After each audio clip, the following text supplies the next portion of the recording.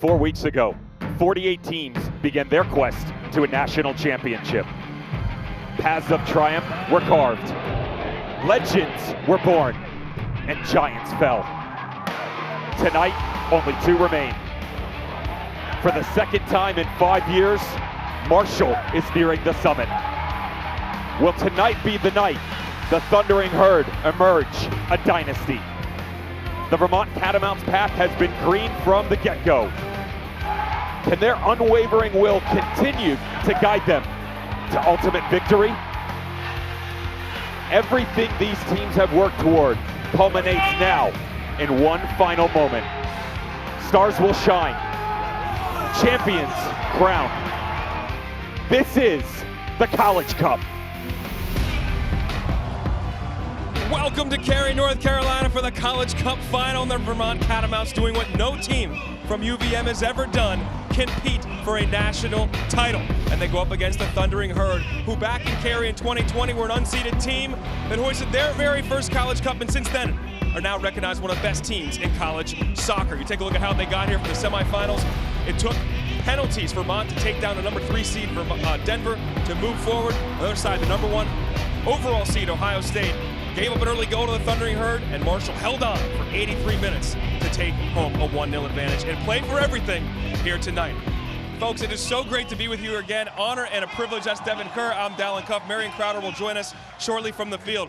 Dev, this UVM team, they've traveled 7,000 miles just in this tournament to get here. Marshall expected to be here, but by no means was a journey to get here easy. The biggest talking points for me, though, within these two groups is that regardless of loss of form, or injury, or the tactical changes they've had to make, and certainly been aplenty down the stretch, that they've still found a way to get to the promised land.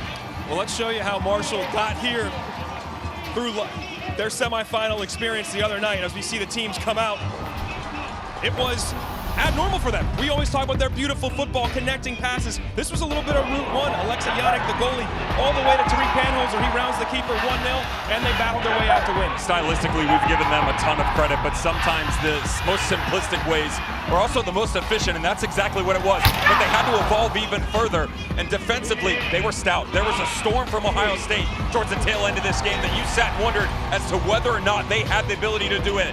But yet, character shown strong. But this team's success is predicated over the beautiful game and their ability to put the ball on the deck, knock it left and right, make you feel uncomfortable. So much so that over the past 5 years, again, this is one of the best teams in college soccer and can become just the 8th program all time to win 2 titles in 5 seasons. On Vermont, the other side, an unseeded team, but do not call them Cinderella. They expected to be here as well.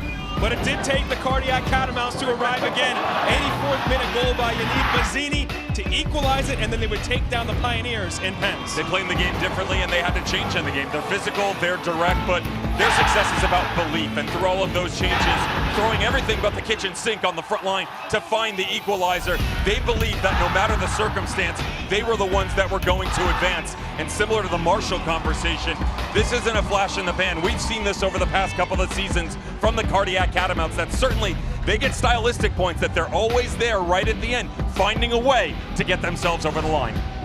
They did it in the semifinal. Can they do it in the final and hoist a very first championship for Vermont? And any America East team has never won a team national championship. Will they get it done, or 2 stars above the crest for Marshall? We find out. Championship game kicks off next.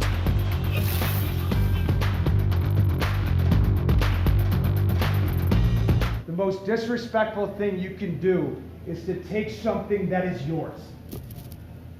The national championship is yours!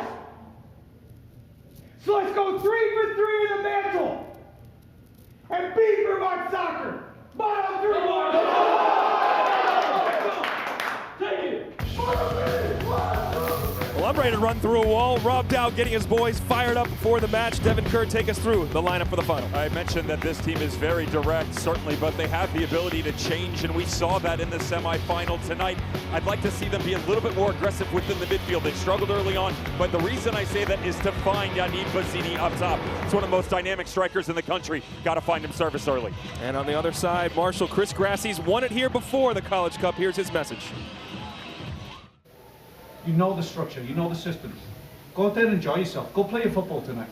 All right? Let's go get a chance.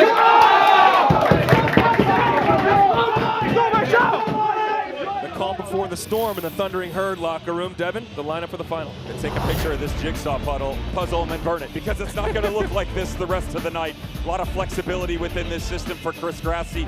They drop 4, they build in 3. They make you go side to side, but watch Taka Fujita on the right side. Rough injury in the semifinal. He's back, he's healthy, and he's matched up against one of the best swingers in the country in Sidney Wathuda. Sidney Wathuda, the American East midfielder of the year. Fujita was carted off the field. If you saw the semifinal, it looked like a very serious injury, but the sophomore from Japan is giving it a go, as is Lineker Rodriguez dos Santos, 7 in white. Both of these men suffered injuries. Both of them are going. Both of them all-league players. Rodriguez dos Santos, All-American first team. Michael Laverne is our center official. We are underway for the College Cup final.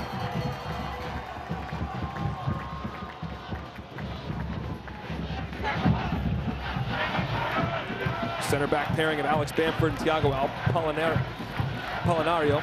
That's Fujita's first touch in the game, and again, that looked like a serious injury, but he, talking to Chris Grassi before the game, said he didn't feel any pain, which is remarkable now, given what we saw the other day. Aruri Taneda, the freshman on the ball, also from Japan. Hangs it to his countryman. Not the clean, usually very clean on the ball.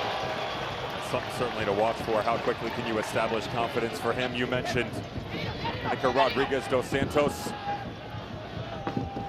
a striker that is within this national conversation of the best in the country, alongside, you want to play into him, Dallin. Just establish the belief that, listen, we get it, you picked up a knock. Give them confidence to go through the natural motions so they're not tentative in their movements.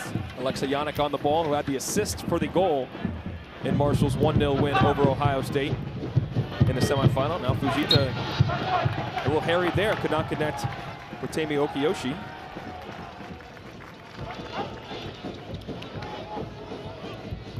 Back to Max Murray, second team All-American East center back. Out to Mike Bleeker. Early on, Devin, what are you watching for early in this game as it skips through to Yannick? We talked about flexibility, right, within both systems, how both teams have been able to change. And I mentioned Vermont, we'll start there, about being more aggressive within the midfield. Well, to do that, that means you got to pop out in different spaces, and they're already showing a different look here. Drop one underneath and allow them to bring one of their secondary midfielders a little bit higher. That also gives them more of a presence up against that back line, and that's why I'm looking at Three's company for Vermont. The ability to establish not 1, not 2, but 3 or 4 different options going forward, and also winning second and third chance balls. Marshall's ball dominates, yes, but in specific moments. This is no longer a team that needs to hold 60 or 70% possession. Instead, finding those isolated situations where they can off the ball and then stylistically go and slice, go in the other direction. Ryan Zelafro, the freshman, getting kind of tossed around. He had an outstanding semifinal game and now draws the foul. He was the one change in the lineup. He got the start he had not in the previous 5 games. But he was great on the ball and also making some big defensive recoveries for Rob Dow's crew. Tenacity and energy. That's everything for Ryan Zelafro tonight. Trying to inspire him in that attacking midfielder type role. Again, a lot more flexibility because of the ground coverage you get. Adrian Schultz-Solano, he will float into that singular 6 and allow Niels Hartman to come higher. And then all of a sudden, Sidney Wathuda jumps onto that front line. Vermont is a big physical team. Almost everybody in the starting lineup is over 6 feet tall. Sidney Wathuda trying to play it around to Bazzini. He hits it back to Barrett, the center back. Defensive player of the year in the league. And it goes out for the first corner of the match, and Wathuda will jog over there to take it.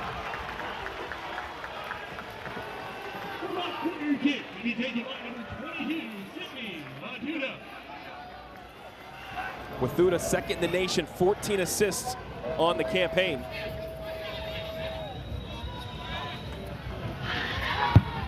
Out swinging ball, headed down. And Yannick is there as Barrett, the captain. Got a decent purchase on it. There's certainly something to keep an eye on, though. One of the reservations we had in our conversation with Marshall head coach Chris Grassi was man marking, and in restart situations felt like they've struggled a little bit in their tournament games. It happened against Ohio State. They were fortunate not to cough one up. So that it was a key emphasis in their training session yesterday. Lineker Rodriguez dos Santos, you saw him hit the deck there, the Brazilian first-team All-American, newly minted in the last couple days. Just took his first tackle there. He did get up to his feet right away.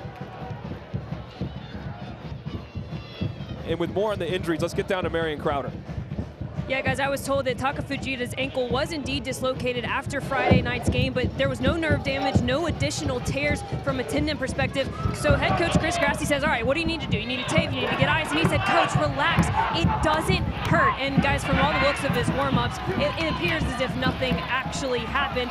But what you can't replicate leading up to this game is the contact. So that is definitely something to keep your eye on. And as for Lunaker Rodriguez dos Santos, he was more of a game-time decision than Taka was, and they were actually waiting for the lineup submission before they saw him in warm-ups. There is a little uncertainty regarding how much adrenaline is feeding in to Rodriguez dos Santos' mentality, and Grassi actually said, ideally, he scores a hat trick in 20 minutes and I get to take him off. Well, yeah, I'm sure he wants that. That would be great. But we'll see if that actually materializes. But Rodriguez dos Santos is the guy that can do it, as he's second in the nation in points with 35. As Fujita heads it down.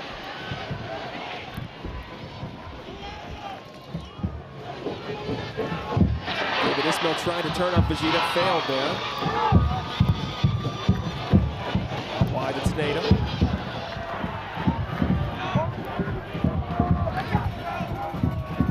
Back to Polinario. Already defensively a different look. And they pop Zelafro to the outside. David Ismail's come up, and it's created a little bit of a flatter shape, but the way that Marshall likes to rotate also gives you better coverage on the outside. It's support too for Bazzini. He's not that lone soldier going side to side. He's got support coverage, so they can go two, pump it to the outside, and then push them into one-on-one situations. Godar's pass pulls Bamford back, and actually Yannick will come out and touch it to the center back from England.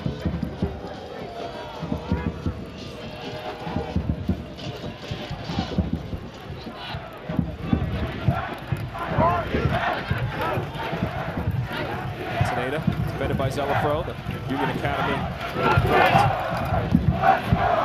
Alex Sterngard gets it out wide to Fujita. Marco Silva, back to Sterngard. Ball picked out. Adrian Solano, but turned over. Out comes Nick Hersig, the freshman who's been outstanding in the goal, made a huge save in the penalty shootout they had in the semifinal. Now he's looking long for Bazzini to chase.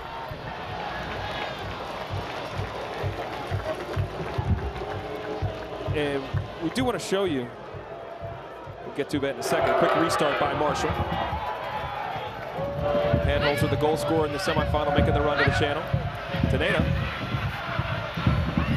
Up to Fujita. He'll drive it off of his teammate.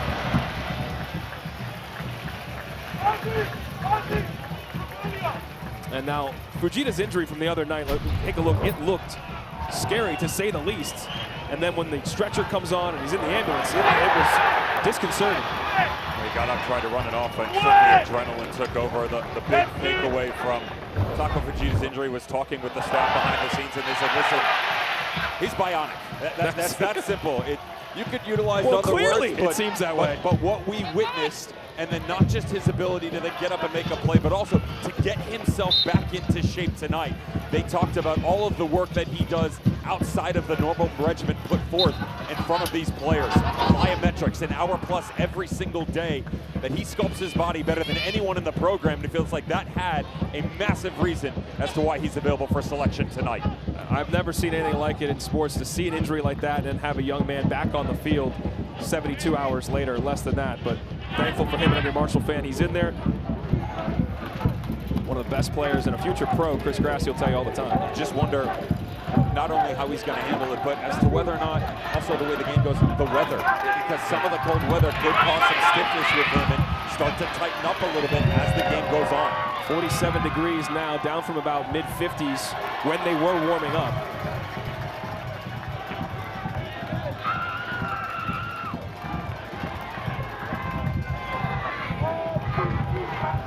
Thio Godard with the throw-in, native of France.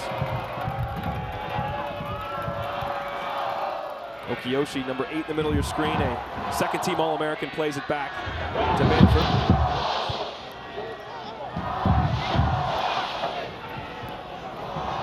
Marco Silva. Godard. Out wide to Taneda. Gets off a cross over the head of Max Murray, which is saying something for the 6'5" center back. And Vermont head coach Rob Dow in his 8th year leading his team to the first ever College Cup appearance and now College Cup final for the Catamounts. Wild last month for him. He did have a son, Russell, was born on Thanksgiving morning. That afternoon, the whole team boarded a flight. He had to say goodbye to his brother, his wife Lauren, and their other son, 7-year-old Hanson, and say, we got to go play San Diego. And they won that game in OT, and they've continued this journey, this magical ride they've been on, unseeded, with 3 road wins to get to this point here. And they've carried that ship of disrespect that they talk about throughout this tournament. That's some dinner conversation for you. How was the close of your, not bad, won the regular season, won the American East Conference Championship, had a baby. Oh, you know what? They played for a national title. It's a heck of a run. His family actually did make the trip. Lauren and Russell got on a plane organized by the athletic department from Vermont, flew them down here, so they're in the building. Able to be here if this mesh moment comes together, and now you see where the size of this team comes in. Zach Barrett, that's their center back, defensive player of the year in the conference, will always come forward on almost any set piece situation. Yeah, there's coach with Russell, all smiles.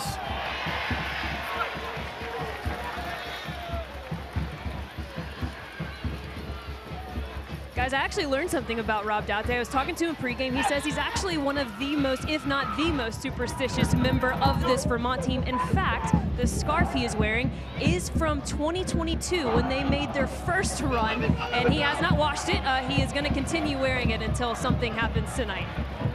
In that run, the quarterfinals, Will got to and lost to the eventual champ Syracuse as Rodriguez and Santos could not keep up with that. The other superstition they have going now too is the playoff mustaches, because they started with Movember back in 22 and they had a run then, and that ended in December. Well, last year the round of 16, and now this year he said we're not shaving, we're going all the way, and they were right. Those playoff stashes are being rocked by all the coaching staff. Many of the players that, let's say, physically can do it are doing it. You got that beard in the bag? I don't. I can't do it. No. There we go. The fans got him too. I need one. Fake or not, I need one. Yeah, the guys in the stands there. I thought that was the Chicago Bears SNL skit about to start. Who's winning the fight? Hurricane Ditka or Ditka? Flip back to Fujita.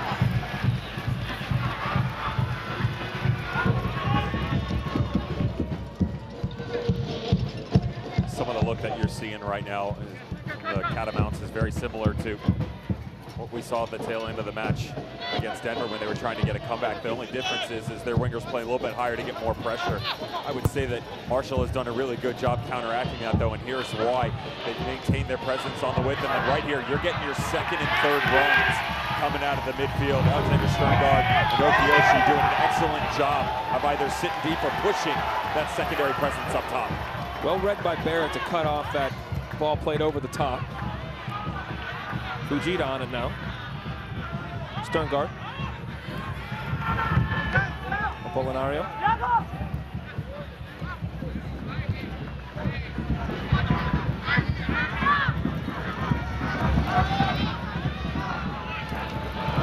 Trying to get it to Rodriguez and Santos. Ismail picks it off. Can the Catamounts maintain possession? They do. It's the third time, though. Third sloppy giveaway we've seen from Marshall in about 15 minutes of play. And the good news is there's quality pressure by Vermont that, again, in those man-on-man situations, really difficult to bet against them because of how efficient they are. Now they're just looking for that support that I talked about when they are picking up those little 50-50 balls or passes from Marshall. They need the support to then build off of each other, and they seem a little bit slow to react on those turnovers. Mathuda, he is dangerous on that wing. He wants to cut back on his right. He does. Back to Barrett. Barrett will drive it into Ismail. Mathuda. Hustled off by Apolinario.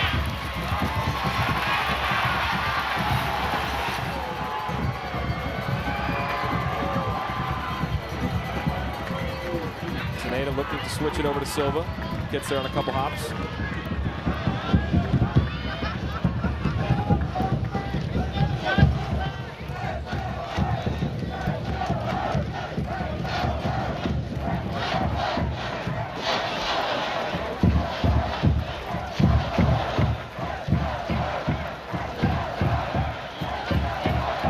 Zelafro taking a little bit of space, the center back.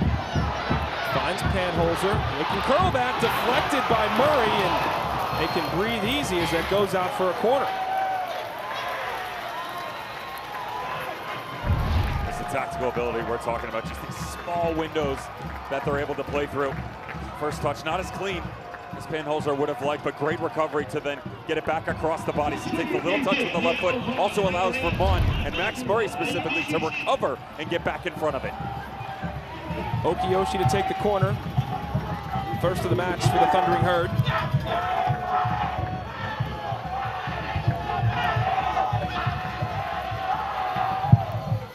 Floated toward the spot, almost a free header for Rodriguez dos Santos. Tenane able to keep it in. Out to Okiyoshi.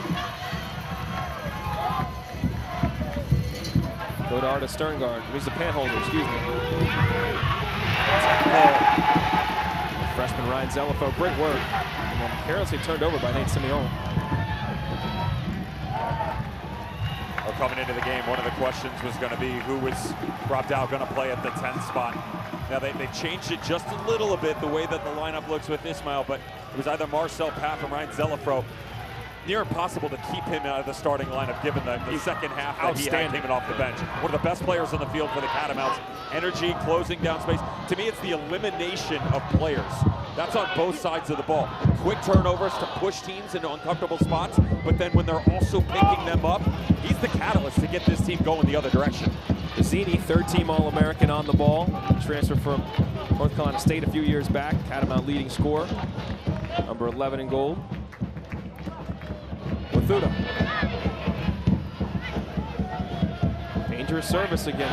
14 assists on the season.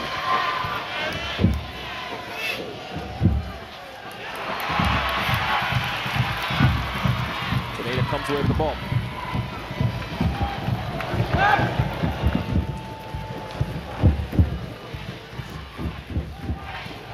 You made a comment before the game about UVM's players always seem to be smiling and enjoying the moment. We saw Marshall's locker room talking to those guys, very calm. How do you manage nerves in a game like this? Because it hasn't started all that nervy like we've seen in some other games in the tournament. Different teams react in different situations, right? The identity is set, and the most important thing is to stay true to yourself. Yeah. So if you're Vermont and you are happy-go-lucky, and that brotherhood is a little bit more playful, you don't want to steer away from that. Embrace it, especially moments like this, because that level of comfort stays with you. A little bit more business-like, if you will, for Marshall, but again, stay true to yourselves, not allowing themselves to be overrun by the moment.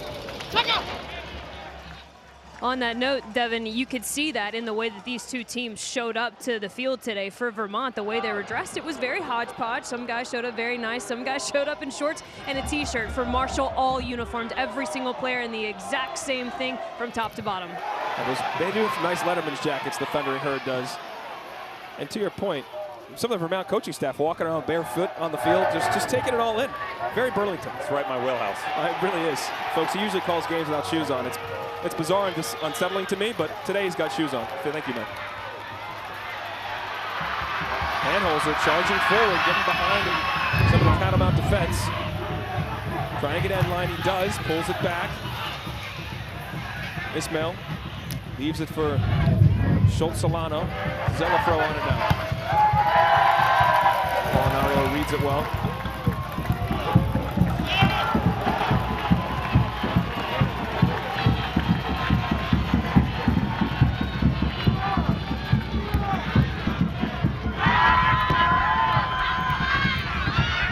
Silva 1v1 with Wathuda. Pulls it back to Fajita.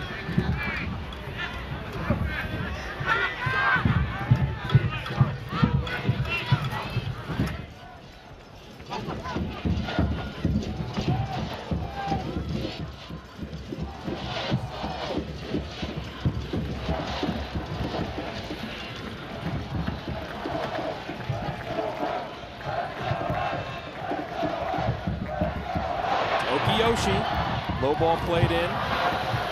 Barrett into the Kerry Knight.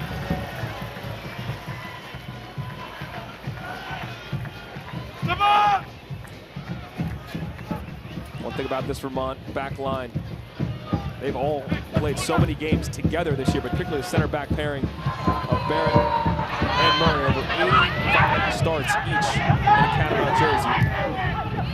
What a ball. But like those moments right there, that's what I'm talking about. Their ability where it's the long ball right, they chase, and then all of a sudden, Panholzer, great turn. You've got the trailing run atop the 18. It's certainly not the quality that you're looking for, but these guys are taught, it is ingrained in them. The next ball, the next ball, the next run. From a tactical standpoint, soccer IQ, some of the best players in the country. There's your goal scorer from the semifinal. Panholzer right in the middle of the screen. German native, grew up in the St. Pauli Academy, which is a club that has worked their way in the Bundesliga in recent years. It's part of the Germany youth national team set up for a couple games. Duda spins into trouble.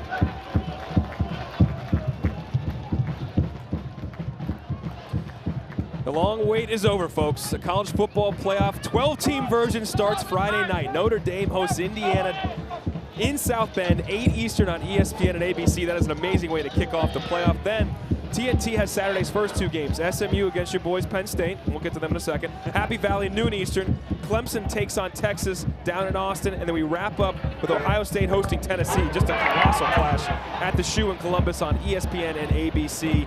Can't wait for Friday and Saturday. How do you feel about your Nittany Lions? I feel good. I would say special thanks to the committee for scheduling a midday game, and also special thanks to the committee for sending my wife a note that it's probably not the best idea that being on the road all year long to allow me to go just one more time. Okioshi trying to clip it in. Barrett, though, gets his chest on it, and again, just gets it out of dodge. Now, this is pretty interesting. Obviously, these coaches have remarkable journeys. That's Mike Newton, the Clemson head coach, who were the reigning champs right now up until the next couple hours. They also won back in 2021. He began his coaching journey at UVM. He's in the section supporting the Catamounts with his wife, Deborah. Good to see Coach Newton here.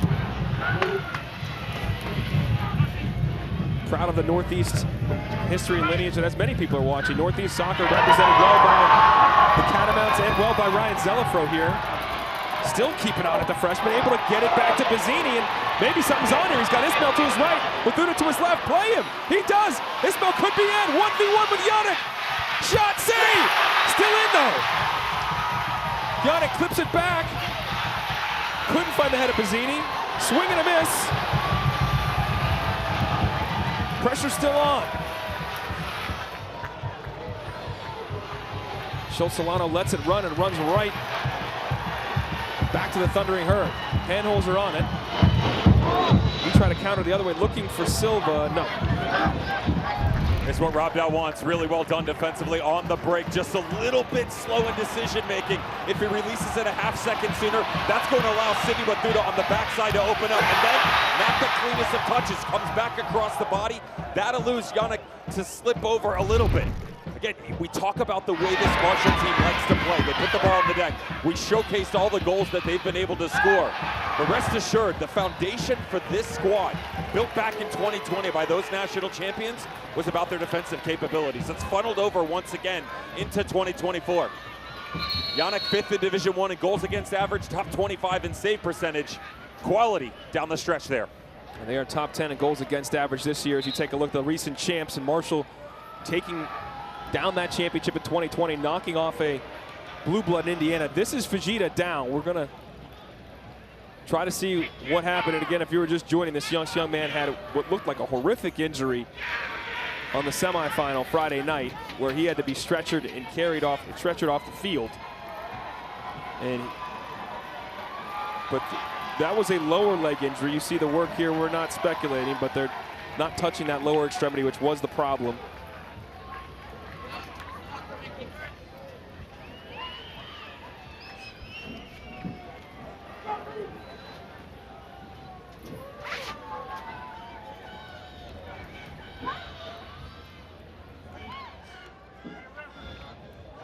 We're working on taking a look. He went down kind of behind the play, so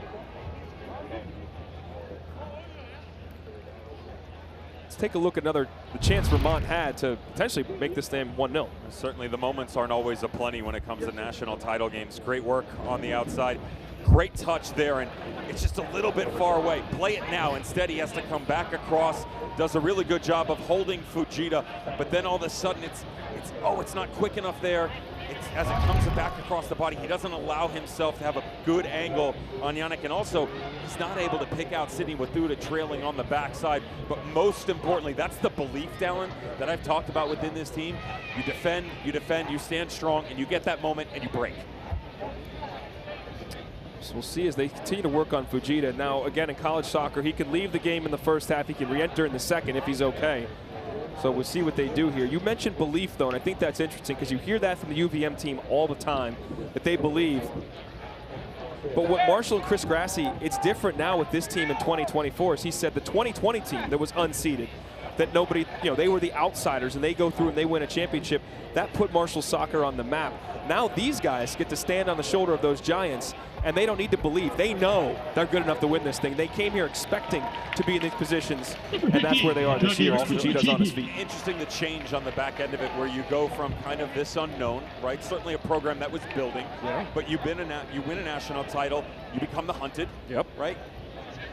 The expectation within the program changed, and so much pressure didn't really bring a ton of enjoyment initially with it. They felt like more of it as a sigh of relief when they got a result.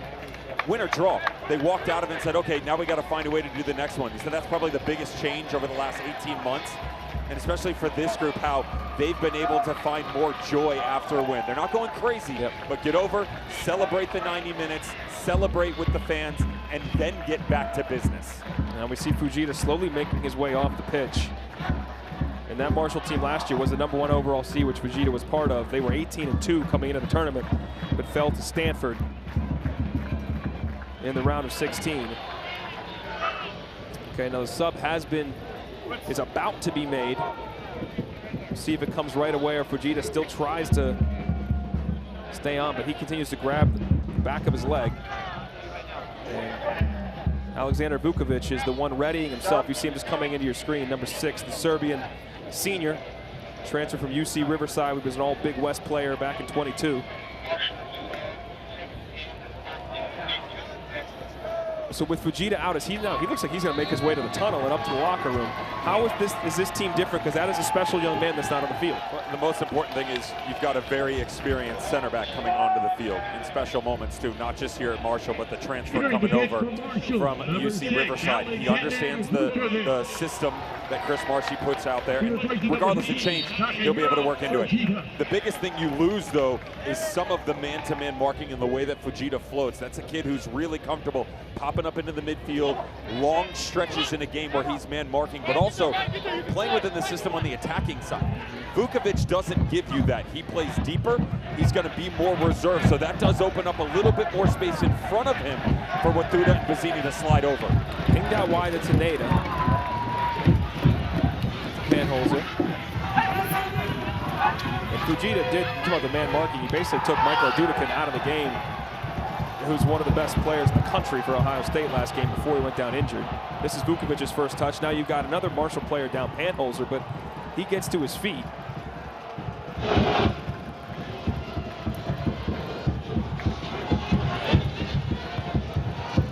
What have you made of the first 24 minutes here? Nerves. Okay. Not overwhelming in nature, but certainly a couple of missed-time balls for Marshall. Some of the tackles that we've referenced defensively where Vermont has been great, their inability to maybe commit to the attack going forward for fear of leaving that space in behind for Marshall to counter. Just seems a little bit off from both squads. Marco Silva working, now back to Sterngard. So Polinario. He might be lining up a shot. He is. It goes wide. Now we talked about Lineker Rodriguez dos Santos and how important he is to this team. He's a first-team All-American now. He also was injured on Friday in a really tough tackle, and he was an absolute game-time decision within the last minute. You see him get clipped out there by Nick McHenry. He's going, but he's not really made a presence in this game. Is that what Vermont is doing to take him out? He's a little bit slow in his step, I would say. Okay. I also understand that, all due respect to Ohio State and a lot of other teams that Marshall played this year, that ain't Max Murray. And it's certainly not Zach Barrett on the back line. Those guys are very physical. They're excellent at communication of getting 2v1s and also passing them off. The way that Lineker plays, dropping down in, a lot of hard cuts, right? A lot of back to goal, trying to find players to play off of. They've struggled a little bit there, but also defensively understand that you look at him, great, third in the country in points. His work rate is maniacal on the front level of pressure for that Marshall team. And he's struggled a little bit to track some of these runners coming out in the Vermont build. Looking for Max Murray on the back post. All 6'5" of him, doesn't quite get there with Thuda's service. Big center backs are forward, Barrett and Murray, along with Bleeker, their left back. Schultz-Solano will flick it on, but got it there.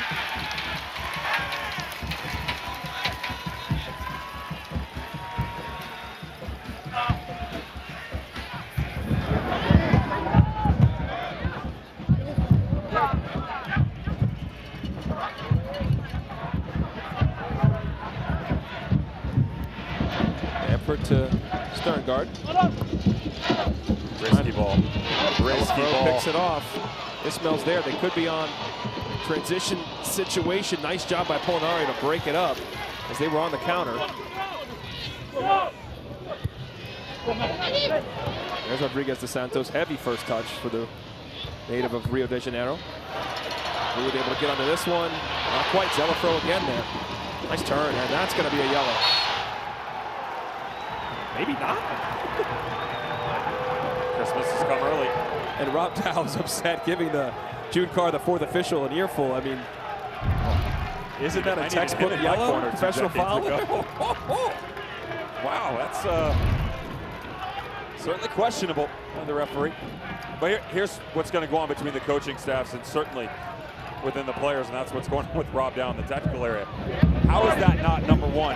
But if you're going to do that now, 5 minutes time, if my guys reciprocate, just make sure you're keeping it even. Which is dangerous because by the letter of the law, a transition moment where you pull like that, a professional foul is supposed to be a yellow, but we'll come back to that. Players will take it upon themselves. Yeah. Great tackle by Ismail, got the ball, well done.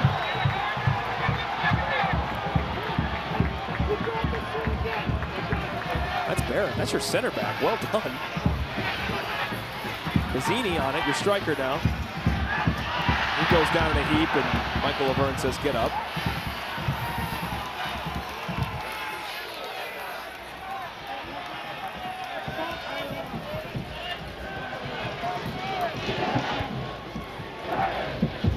Ismail up to Ismail.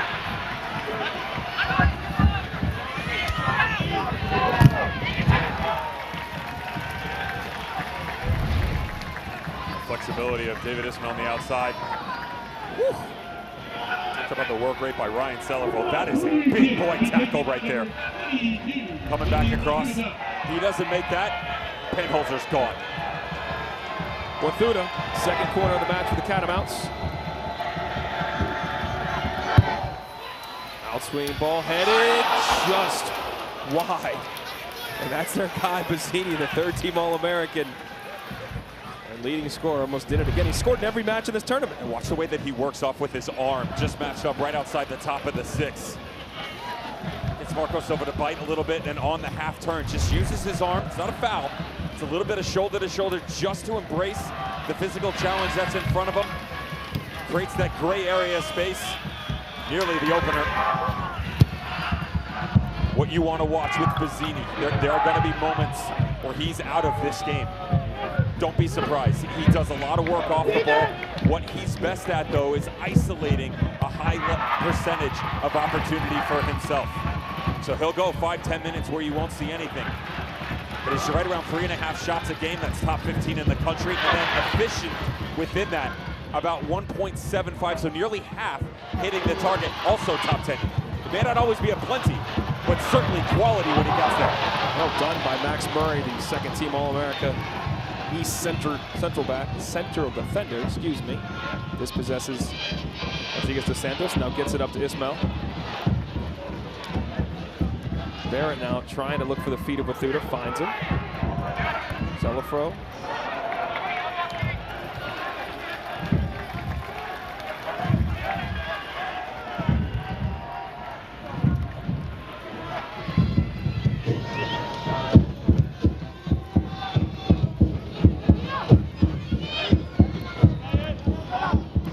Stern guard, Denmark native, out to Okiyoshi.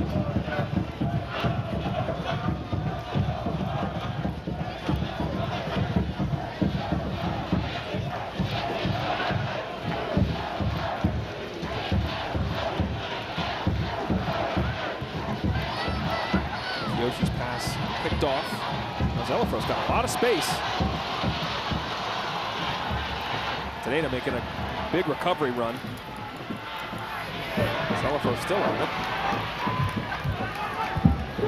Simeon.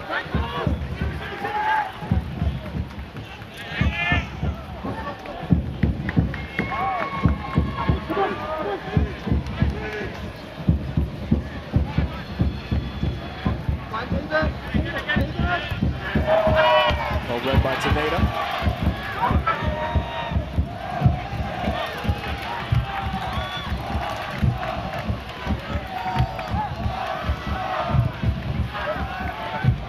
Tio Godard.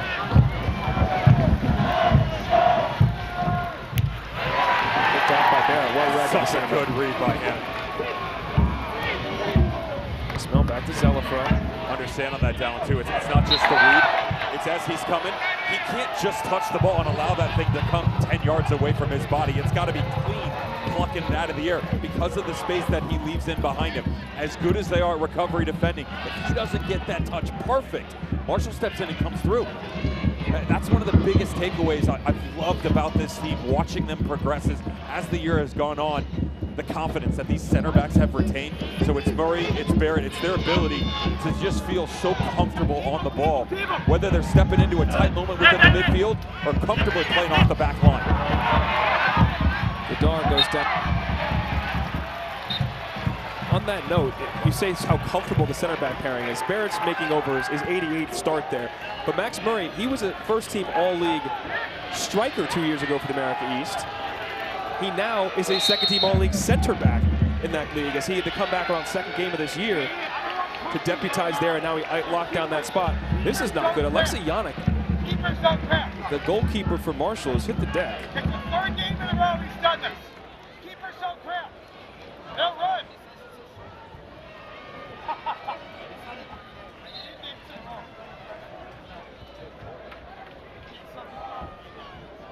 So we'll take a look and see what happens to Yannick here.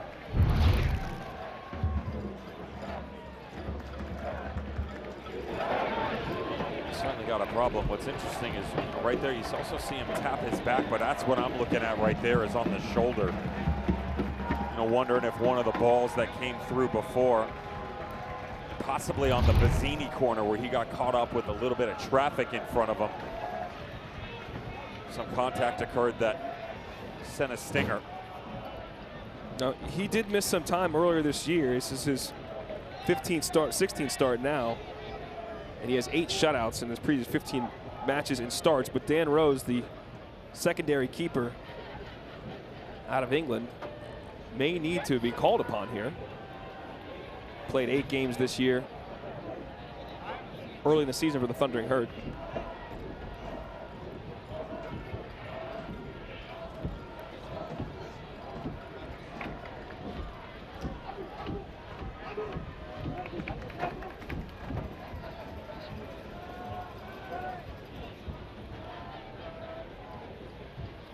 The junior from Serbia, transfer from Wingate. He was a D2 star at that level, all-region team in terms of All-America, and transfers here to Marshall, and has been integral into Chris Grassie's success for his shot stopping, but also what he can do with his feet, how critical that is to the way they play. We saw that in the last game. He had the assist on their goal. Second on the year, by the way. Yeah, exactly. A little bit of bragging rights within the locker room. We're going to go back a little bit further to see where this contact actually occurred with Yannick. Well, he's still working it off. Let's tell you, the coverage of the NCAA championships continues with the Women's Volleyball Championship semifinal Thursday, December 19th, 6:30 Eastern. For more information on the NCAA Women's Volleyball Championship, log on to ncaa.com, the official online home for all 90 championships. You got an all ACC affair, Pitt, Louisville, 6:30 Eastern. And then you have Penn State taking on Nebraska. The Cornhuskers, last year's runner-up in the nation, to Texas. That game, all Big Ten affair as well there. So you got the ACC, you got the Big Ten, the championship game Sunday, 3 o'clock on ABC. I feel like I'm at first in an episode of Seinfeld. My worlds are colliding. Penn State and my family and the Nittany Lions in the background, and born and raised Omaha, Nebraska native, land of Lincoln. And the nexus of the universe. There you go, first and first. Well, I don't know who you root for there, but we'll find out. 9 o'clock. Check it out. There's only one team. Oh, no. Only one. All right. Good touch. Nice ball back to Bazzini. Tries to clip it in. And now blasted out as we go under the 12-minute mark in the first half. Back to Barrett.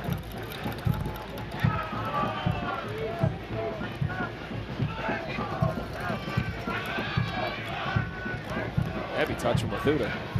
He's another star that we've talked about, the sophomore, 22 in gold. How does he get more involved in this game? Some of the decision-making that we've referenced, where when they do win some of these balls, just quicker to get out. Certainly when it comes in, got to be cleaner on the ball. Yeah. I'd like to see a little bit more stretching the back line of Marshall, trying to play a bit over the top, be direct to make them feel uncomfortable, show another look, and allow him to utilize his speed. Anhauser clipped it by Barrett, but great recovery by Simeon. Anhauser gets end line, back to Teneda. He'll wind it up, blocked. Almost fell to the feet of Lineker, but Ismail's able to clear it. Now Bazzini might be going the other way. Well read by Vukovic. Back to Yannick. Nice distribution to Sterngard. Godard.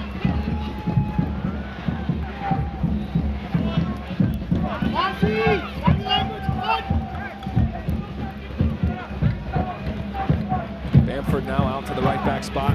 Pushed out there when Fujita went down with the injury. Up to Okiyoshi.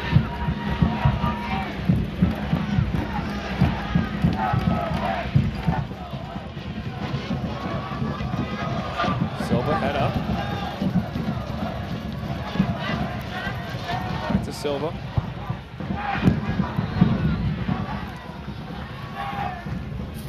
I'll get it. A couple of Thunder and Herd players can collide, and can Zelafro win this race with Vukovic? He'll win the ball.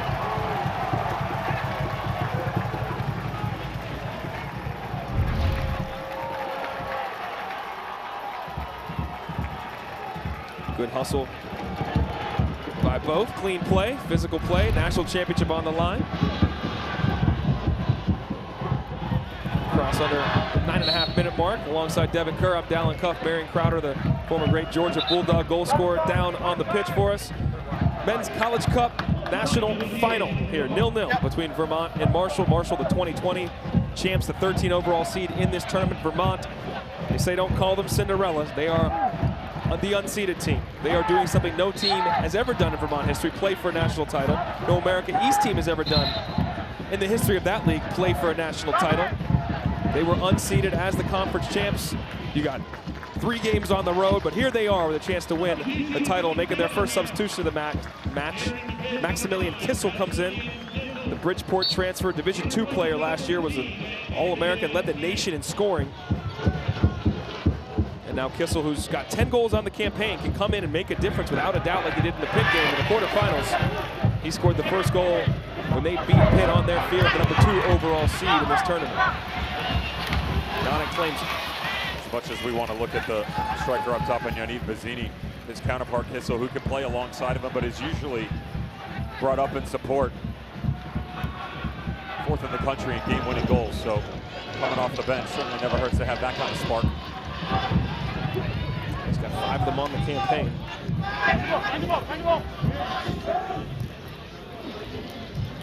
There's Kissel on it. Hustle off it, but through the foul.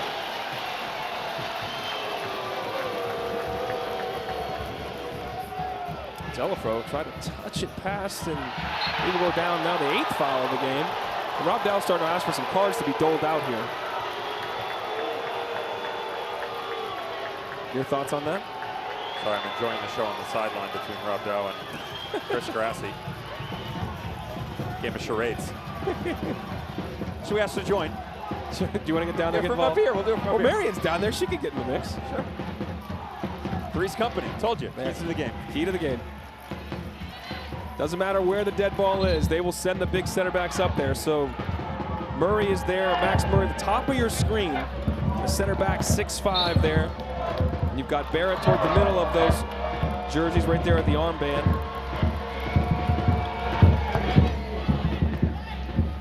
Looking for Murray. He's able to get his head on it, head it down.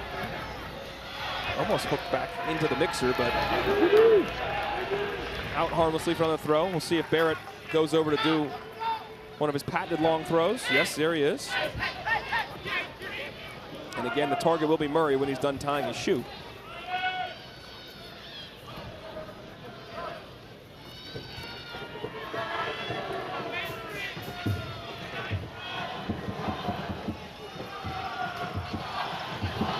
They are very formidable on set pieces. And these long throws.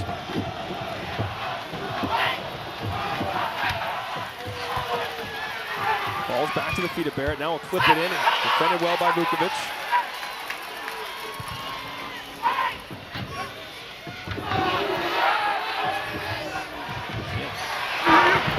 Bring it down, and now Simeon does. He dances past the defender, out wide of Wathuta. Still got Murray up there. Hunts it back to his left foot. Just overhit it, but he was looking for the big center back. All right, let's take a look at the Capital One standings. His teams compete for a combined $500,000 in athlete scholarships from Capital One. Current leaders on the men's side, BYU and UCLA tied up at 20 apiece. North Carolina, the ladies are running away with it. They didn't run away last week with the Women's College Cup, but it was a fun and competitive game, and they get another championship on their mantle.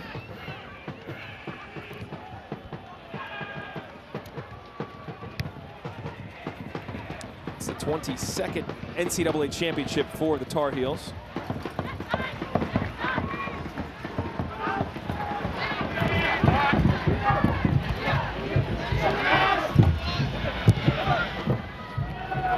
Finds Zelafro. Well done.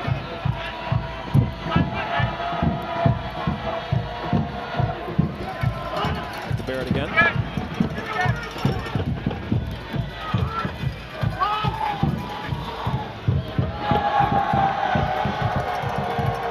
Zelafro trying to hook it into Wathuta. Oh, dangerous. Skips through. And Vukovic can breathe a sigh of relief. Trying to throw it in the danger area and see as to whether or not you can make something good out of it. Wathuta has come higher. You know, you asked me earlier what they can do to give him some confidence up high. He's also in a very unique position defensively because of the versatility in Okioshi, who's providing some defensive support in the absence of Fujita. She's pitching out to the right side. If you're Wathuta, you have to go and close, but you can't go all the way. You should go all the way, then you're opening up more space centrally to allow guys like Sterngard or Okioshi on the invert to get on it. So it's just picking and choosing the right moment, lacking a little bit of confidence right now. Teneda with that left foot. It's a ball. See if Silva can keep it in. He can. Sterngard. Beautiful. And it's Okioshi. Nice. Try for the cutback. Deflected. Still Okioshi on it. A lot of space for a cross here. Driven in. Headed by Simeon. Tio Godard battling. Now he just pulls the jersey of Nils Hartman. And eventually, this is going to get out of hand, and both sides like, there we go. Okay. So Godard goes in the book. It had to. There have just been too many instances in the first half on both sides, to be clear. Well, the referee gave them a little bit of a leash to go and play with, and only sets the precedent. Well done by Nils Hartman to not allow himself to get turned around. That is just brute force in the midfield for the grad student. And Hartman, what a fascinating story he is. He played a part of the Gibraltar national team. He got to play against Kylian Mbappe in the French national team in Euro qualifying. They didn't win, Still. but he was on the field, which is pretty cool. Also goes into that belief, right? Yeah. That one of the most important players within the midfield conversation all season long, especially when he was out injured, they had to find a way to recreate him. That in the game against Denver, they took him off. Yeah. You know, that was part of that Ryan Zelafro change where they brought him on. They became a little bit more vertical, gave them a higher presence, even on the attacking side of things. And Hartman was more than happy to come off. So I'm going to play my role, and it's kind of the identity of this Catamount squad. That's what this team does. They'll do whatever is necessary. And they've, as you mentioned, had a number of injuries throughout the course of the year that caused a lot of reshuffling at different places. That's how you ended up with Max Murray playing center back. But they've weathered all those storms, and now they are in the national championship game where no Catamount team That's an excellent ball. has ever been in. Barrett on a foot race with Panholzer. A little collision, no call either way. Quick distribution by Hersig. This might, almost found the feet of Kissel, but Vukovic got his head on it first. Crowded out, Thuda. Solano to Hartman. He pulls it back.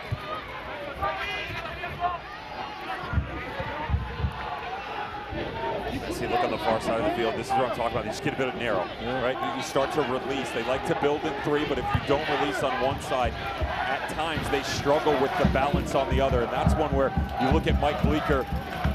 They had the ability to gamble a little bit. You could ping a 40-yard ball there, and if you don't get on it, defensively you still have the proper coverage. So don't be afraid to take a chance. Winning that second ball, though, resulted in a foul, the 9th of the match for the Thundering Herd. This is a dangerous spot. And it's also something just to bow it for both sides. That's one of the things that Marshall is really comfortable in, right? They'll sit deep defensively, they'll play side to side, but they'll hit that 40-yard ball to stretch you and keep you honest on the back line. Again with Thuda, second Division I this year, 14 assists over the ball, the sophomore from Canada. Midfielder of the year in the conference. Can he hook somebody up? You've got Murray, Bazzini, Barrett, a lot of aerial threats in there. Bazzini currently in an offside position. Flipped in, Kissel there, just over his head. Kept in for a throw as we are encroaching on 60 seconds to go in the first half. 1 minute remaining in the first half. And Barrett now winding up for the long throw. Almost got it to Murray, does flick on and goes out for a corner. Maintain the pressure. Third of the match for the Cats. What do you think? You take him out number 17. Good meeting,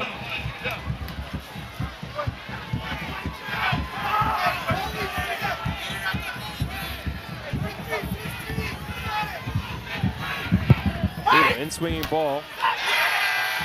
Headed up but not out. Now it's out. 20 seconds to go. Simeone to keep it in. Back to Zelafro. 15. Plays it back to Hersig. Poor distribution. Won't hurt him. And we're going to end this thing after 45 down in the College Cup 0-0. Thoughts, Steph? It feels like a title game. Certainly both teams came to play a little bit tentative, but also this is where it's great for a manager where you can get into the dressing room and say it's okay to be a little bit more loose. Stick to our identity. Well fought from the first two in the opening 45 minutes. Now let's get down to the field. Marion's got Coach Grassi. Coach, you talked about time on the ball and decision-making on the ball being important in this matchup. What do you think of your team's first half performance? I think it's good. I think there's a few things we need to clean up. We're getting into good areas a lot, but we just need to be a little bit more dangerous. There's a couple of runs we need to make, and then they're really dangerous on the counter-attack. We've got to tighten up that counter prevention a little bit and fix those things. I think we'll be fine. It was incredible that Taco was even on the pitch today. Should we expect to see him in the second half?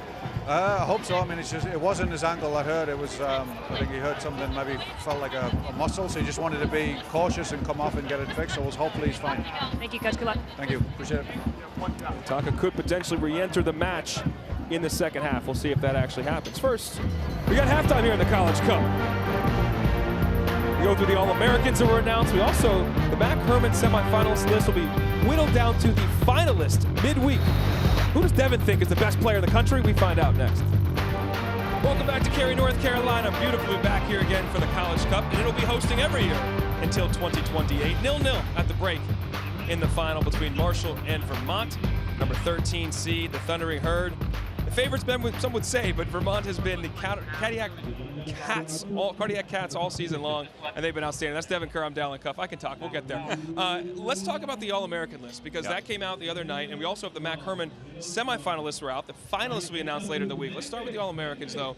We've seen a bunch of guys that were all great all year that got to this point in the College Cup and put their skills on full display. 6 players that made it to the College Cup. And so some of these guys are going to funnel themselves into what most people are going to consider the best players in the country in the Mac Herman. I love what I saw out of Ziggy Magnuson, the Ohio State center back, especially in the absence of Nathan Demian, his fallen counterpart on the back line. Good to see that he's on the road to recovery, but a very astute player that was clean in possession. We saw it all year, but just felt like he was at another level. Certainly someone that is going to be a pro prospect as we move forward. And then a couple of them that have made their way into tonight's game. One of the most interesting ones to me is Okiyoshi, and it's because of the flexibility that it gives you as a coach. The absence of Fujita, if it continues on, Okiyoshi can pop himself onto the back line. We've seen tonight that he's played really high on that right-hand side. He just gives you so much ground coverage that as a manager, it's such a delight to be able to have in the back pocket. He can really do anything. And you saw Bazzini out. He was the goal scorer the other night that got them equalized. Lineker Rodriguez dos Santos, he's dealing with injury today. We'll see if he can impact this game here in the final and more in the second 45.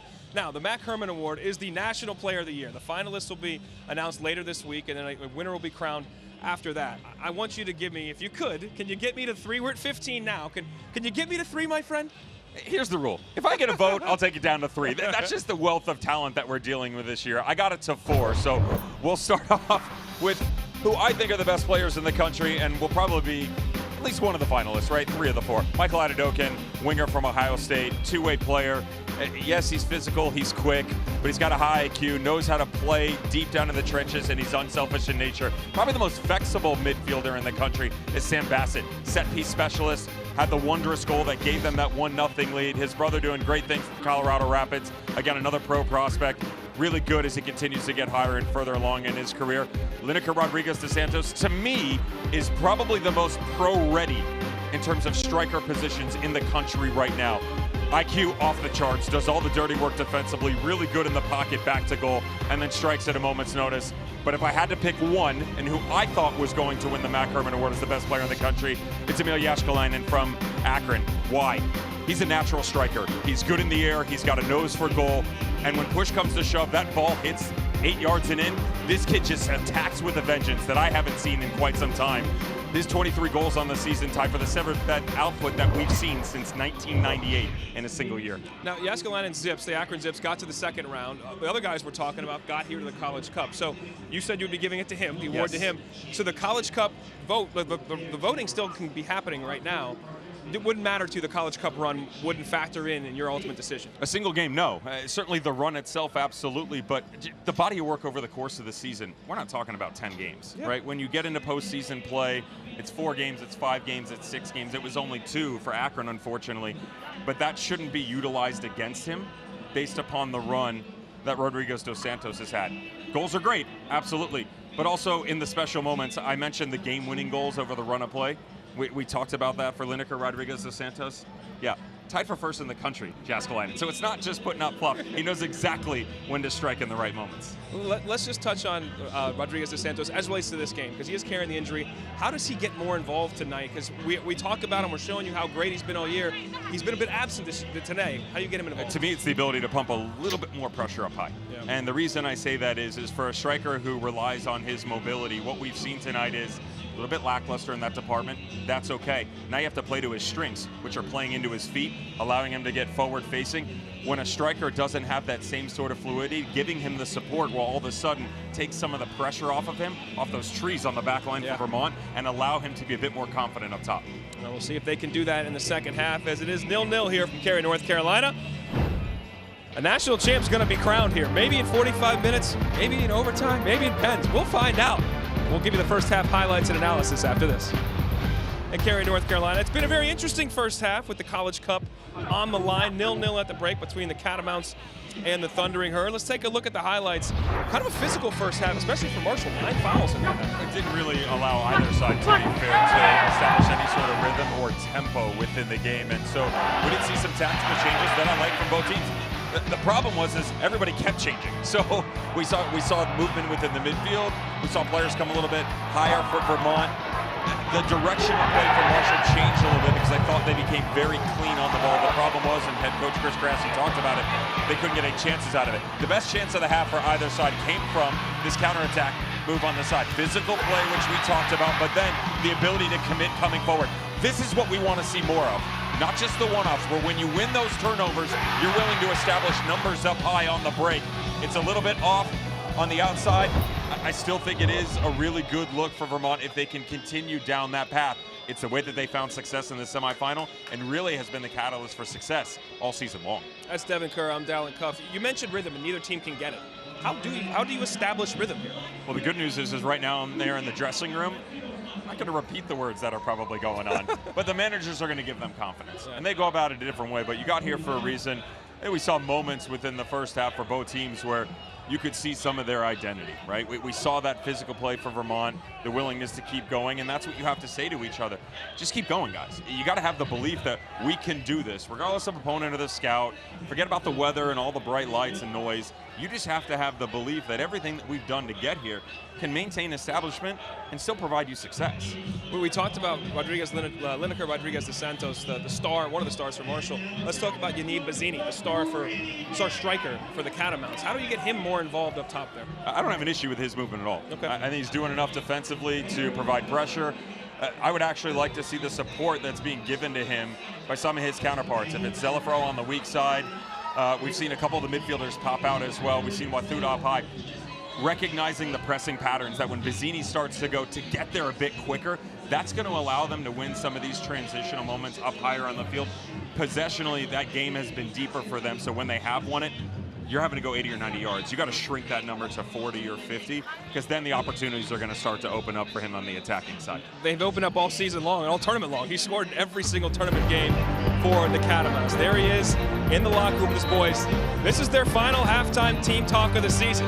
It's all to play for. 45 minutes, maybe more, for a national title. Second half, next. Welcome back to Cary, North Carolina, the Men's College Cup final here. Thanks to ESPN Images on site all week to capture these moments as these young men work towards immortality in terms of the sporting sense. Who'll be taking home that trophy? We are close to find out. Second half about to kick off. 0-0 at the break. Coach Dow is on the field with Marion Crowder. Coach, there was a massive sense of urgency for you on the sideline, specifically on this right-hand side. What do you want to see exploited in the second half? Yeah, look, I think our first and second balls have been really good. Once we get that knockdown and we're able to get it wide and get some service or some second chances on goal, that puts us in a position to score. Message in the locker room. Yeah, the guys are loose. Guys showing great leadership, explaining what does well, what's going well. We got to cover a little bit more space, in and around our box, but we're talking about those rotations. Coach, last question I have for you, purely journalistic perspective. What do you make of the fact that your mascot did indeed beat the Marshall mascot in rock, paper, scissors, best 2 out of 3s? Means we're going to win. Love it. Thank you, Marion. Alongside Devin Kerr, I'm Dallin Cuff. That's it. Rock, paper, scissors decide the whole thing, buddy. You got to take it away. Best of 3 series. Best of That's how it works. Best of 3 between mascots. I don't make the rules. Just play the game. All right, the Catamount crew is down here in full force. So are the fans from the Thundering Herd. We've had a great crowd here all weekend from both these clubs, as well as Ohio State and Denver fans made this atmosphere great in Cary, North Carolina. Michael Laverne, the center official, blows the whistle. We are underway. Men's College Cup, second 45. Who will win the national championship? Will Marshall get their second star above the crest, or will Vermont, for the first time ever, have a team title for the Catamounts and the first America East team to ever win a national championship in the NCAA? Alongside Devin Kerr, I'm Dallin Cuff. Marion Crowder, as you just saw, down on the field. Driven in, back post.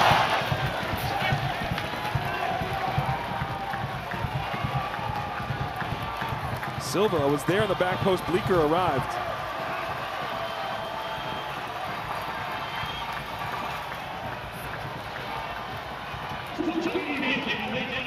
Okiyoshi to take the corner.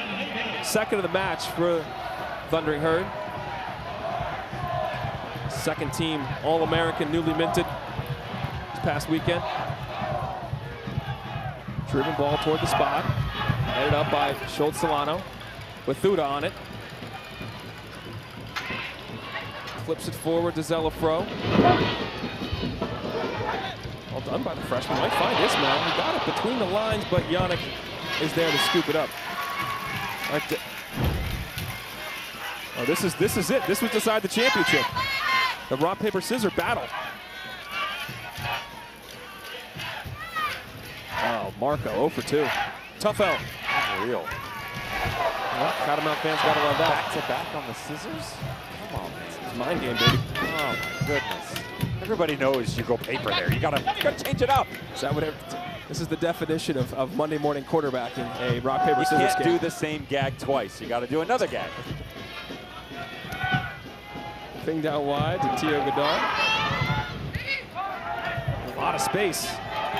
Rodriguez dos Santos, one of the few times he's been in space, but his pass finds the feet of Max Murray first for a teammate.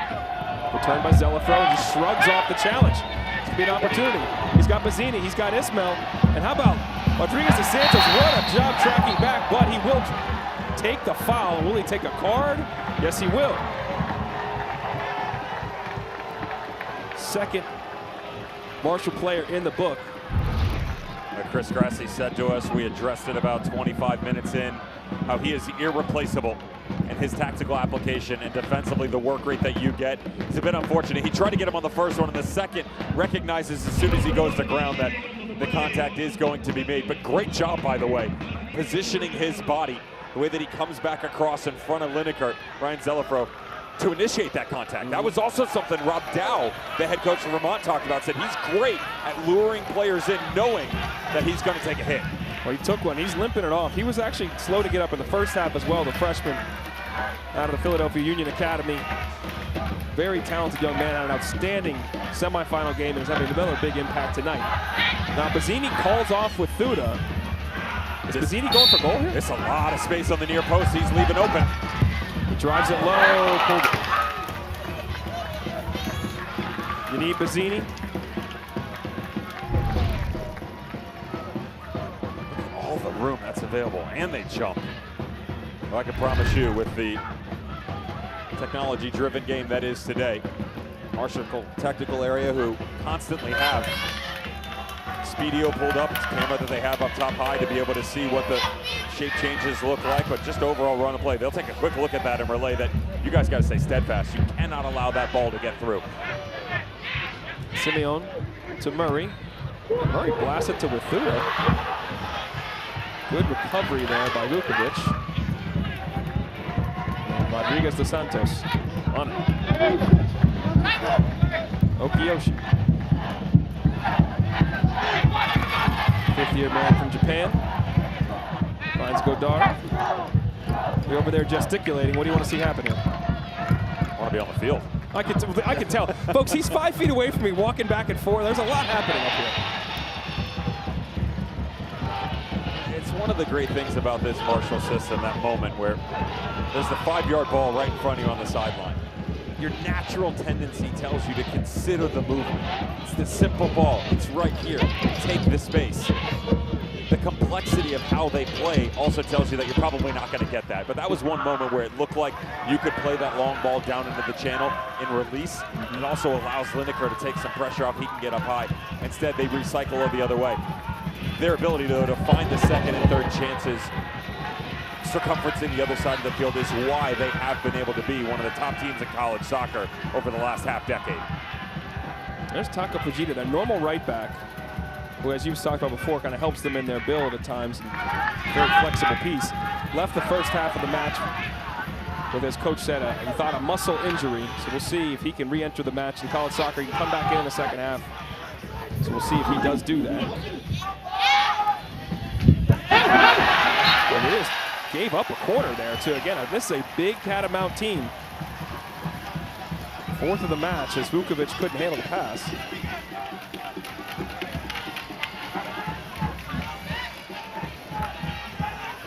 I do wonder, in the absence of Fujita, they've had a little switcher. Teo Godard coming to the near side. If they continue that way, showcasing that they want to build over here a little bit more. They are a right side dominant team who tends to open more space on the left, but puts it on the ground near side. Outswinging ball arriving there was Barrett. Still loose. Kept in, a lot of bodies still in the mixer. Flipped in, flicked on, cut to Yannick.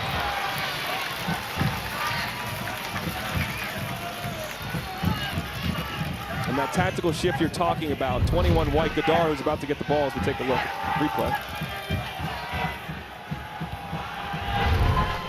So Godard, who's just out of your picture, now is at right back, usually left back. You've got a Polinario now who's on the ball, pushed out to left back. That's usually in a left center back spot.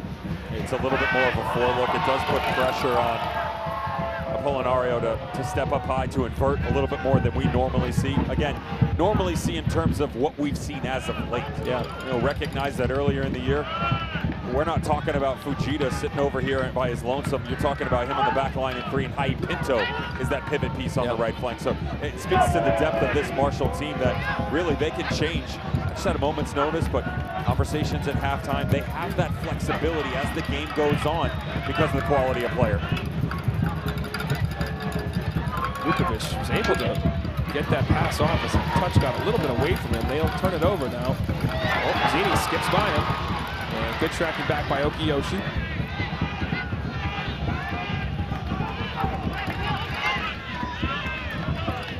To Yannick.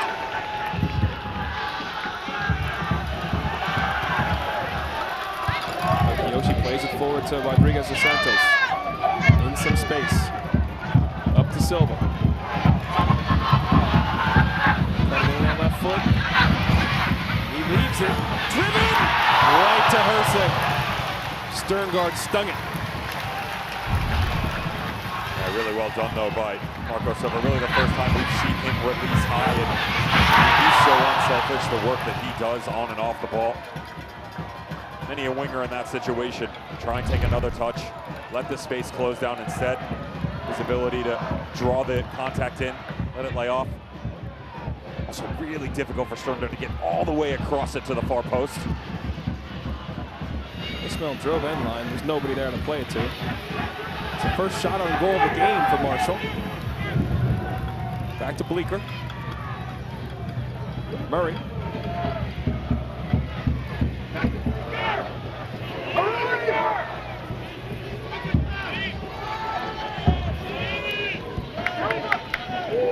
Hartman. Floats it out to Bleeker. Thuda. Close Godard. Always wants to get on that right foot. Driven. I like it though.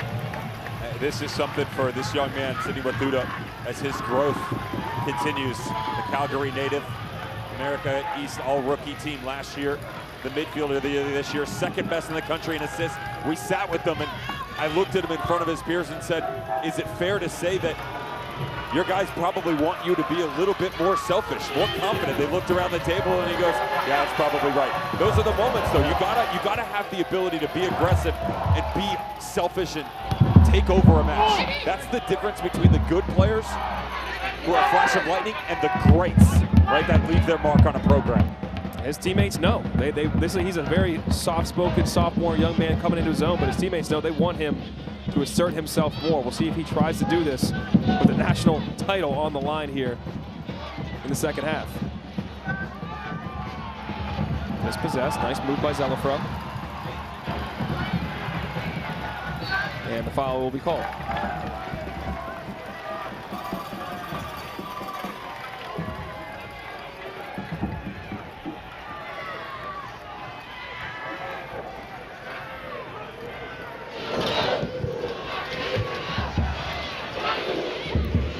Holzer picked it off with his head, but it comes back down to Hartman.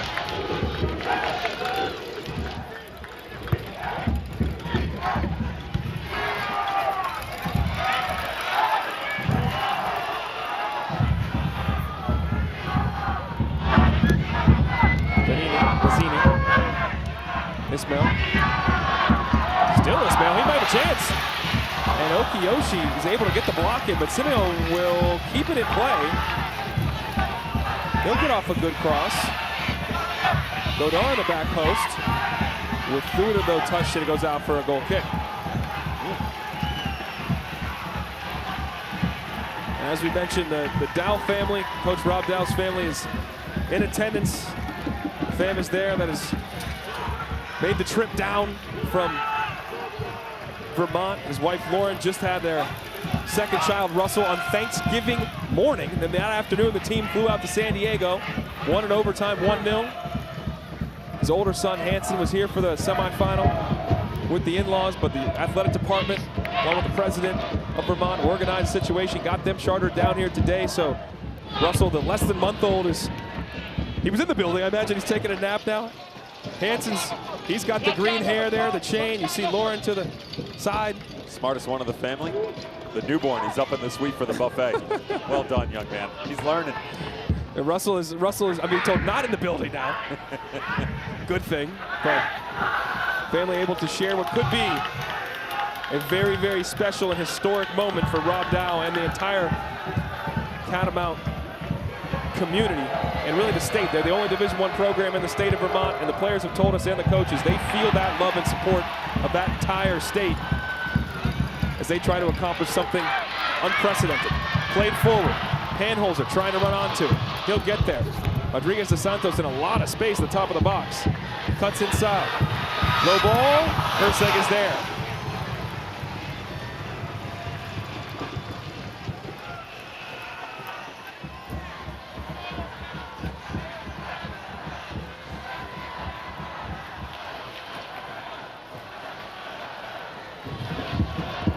Go on to the bottom of the hour here. Cary, North Carolina, alongside Devin Kerr. I'm Darren Cuff, the great Marion Crowder, former Georgia striker, down on the sidelines.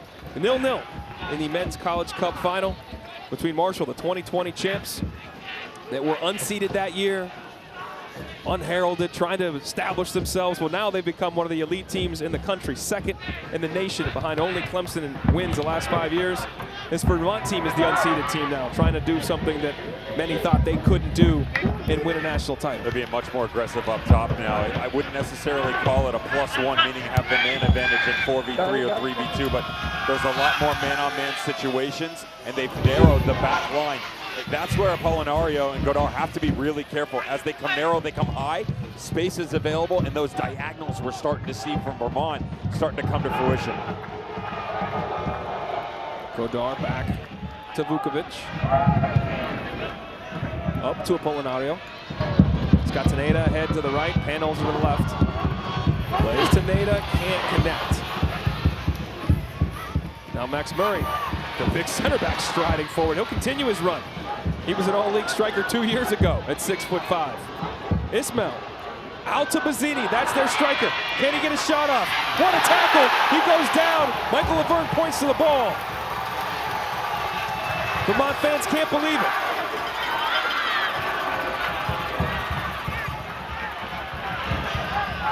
Not done yet. Simeone clips it in. Headed down. Sterngard swing and miss. Bazzini back to Wathuda. Wathuda chops it back. Good help. And eventually out, and a foul will be called. Let's take a look at this tackle in the box. Well, I mentioned the work rate for Bazzini, and eventually he is going to get a look. One of the best in the country at staying relevant within a match. Watch the second touch here as he cuts it back across. That is an unreal tackle. I mean, you have to understand the rapidity of rate at which that striker changes his pace to shift back across. Alex Bamford, take a bow. Unreal defending from their captain. A senior from London. All-tournament team in the Sun Belt Conference the last 2 years. When some of these biggest games are on for this team, he has shown up at big spots. That was a heck of a tackle, as you mentioned. Now we got a couple subs for Marshall coming in the match here. Hai Pinto has joined the fray, the sophomore. And you mentioned Pinto earlier in the game, the sophomore from Portugal, grew up on the Porto Academy, perennially one of the best teams in Portugal, a Champions League contender. Also grew up in that youth national team setup. Will be on the right side here. Also, Pablo Simon joined as well, the Spaniard up top. And Theo Godard's going to go back to the left side now. Their normal left back returns to that spot. Simon replaced Marco Silva.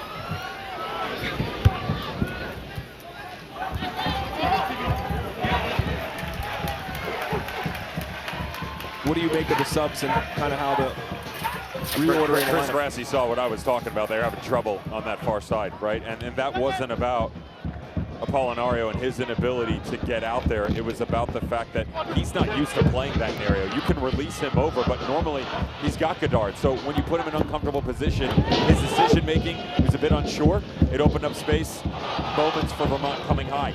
Now you've got an out-and-out defender in Godard who's back on his normal side. He can track over there, and most importantly, this will be more of a shift to give you balance on the outside. Jaime Pinto is a menace, up and down all day long. One of his best attributes is getting up high and service into the box.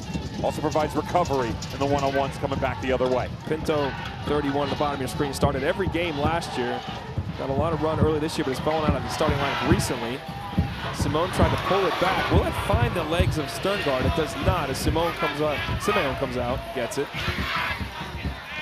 Turned it over to Okiyoshi. Ada couldn't quite get it. Murray's gonna release it out wide. Telefro on it.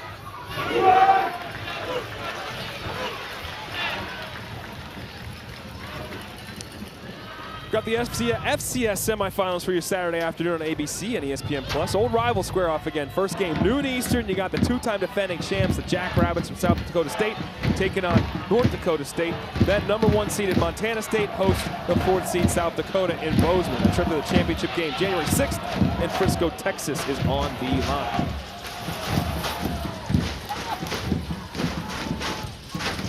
Played back to Yannick. Out to Pinto. Try to play to the feet to Simone. Okiyoshi skips past Hartman. Sterngard, well done by the Dane. Simone, taking the space, stepping forward. Teneda clips it in, looking to Rodriguez de Santos. Laverne says that was shoulder, not arm.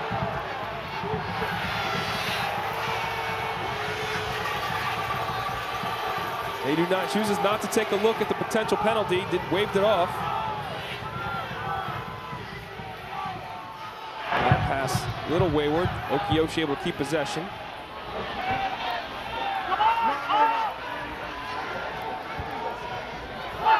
Pinto in space, out to Simone. Low ball driven, arriving is Teneda. Clips it back in, headed by Murray. And bodies colliding, and out comes Herseg, and I believe that's Hartman down in a heap.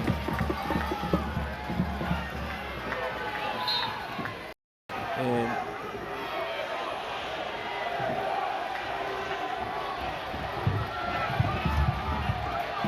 Schultz Solano actually is down. A senior from Germany, grew up in the Frankfurt Academy. As he's getting treatment, let's take a look at this appeal for a handball. I felt like from our angle it was off the shoulder, absolutely. Great call by the refereeing crew. No infraction there whatsoever on the defending by Max Murray. And the second one, the low ball, it's just a collision to be fair. There's no foul, the linesman actually had the flag up on the near side. Now Rob Dow striding out to see what the situation with his senior midfielder. Dealt with injuries throughout the early part of the season. Second team all-league player last year. We take another look at the incident. On the knee when he comes low. Oh, yeah. That's tough.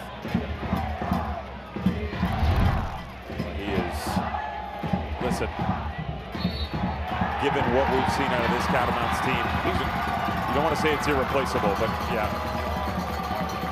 That's a big loss if Schultz Solano isn't able to continue. Now, Michael Laverne just made the video review sign. He's going to walk over and take a look.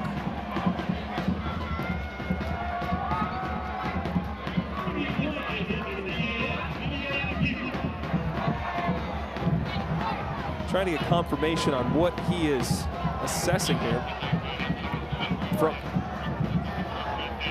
He's reviewing the handball. Now, usually in college soccer, as it's been applied, this is the first year full video review. If it's not blown dead immediately, very rarely, if at all, have we ever seen a play go back to look. And this was, you know, the foray into the box a few minutes before, a possession before. Still have no doubt that it's not a handball. Yeah. Here's the thing. Do you have an issue with him looking at this now? Yes, I do, because all season long we've been told you can't. So, unless something that's being communicated hasn't reached us, that they're looking at something else, but that's not a handball. That's simple.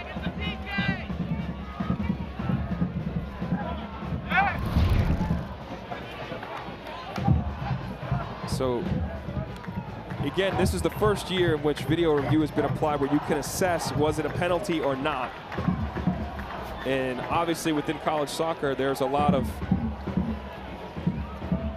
disparity between facilities and how things work. So DV Sport, though, is here at the national tournament. It's all consistent. They are showing Michael Laverne the reviews, different angles.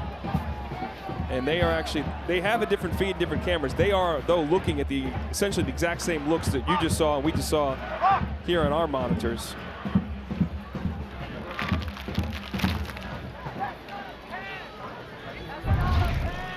And we'll take another look.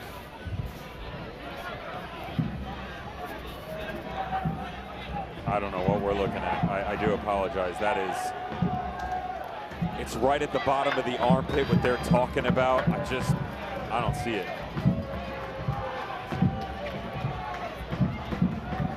I'd make the argument that the previous view, where it showed him head on, you don't see the body lean that to me has more contact in that upper shoulder chest region, right in the pectoral spot. So Schultz Solano is up and walking off, the injured player from before. And it was waved off. There is no penalty. Now we're going back because the flag was up, so that's why the arm went up. For the actual possession we were watching was offside. So that was an interesting application there by Michael Laverne, the center official.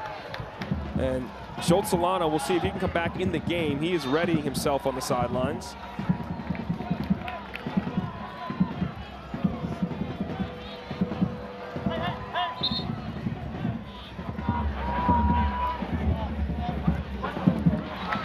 As we look and wait for Schultz Solano to maybe come back on through injury, Marion Crowder has more on Taka Vegeta, the right back for Marshall, that left the first half of the injury. Marion? Yeah, it was an upper left leg injury. It's double wrapped, and it's also got a sleeve higher up underneath his shorts. He started jogging around the 41st minute of this half. He went back into the locker room, got a heating pad, came back down. He's been up and down a few times as I've watched, consistently trying to keep that loose. Thank you, Marion. And you can see that heating pad still on him on the sidelines there, under his leg. CP rejoins the match, the sophomore from Japan. Rodriguez dos Santos in a foot race with Bleeker. Bleeker gets it out.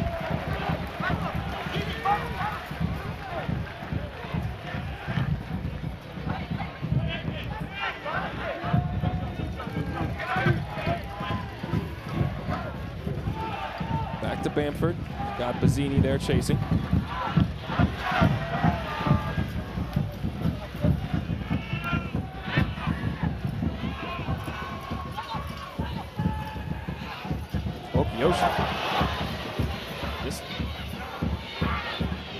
Mishap on the touch, but was able to be bailed out.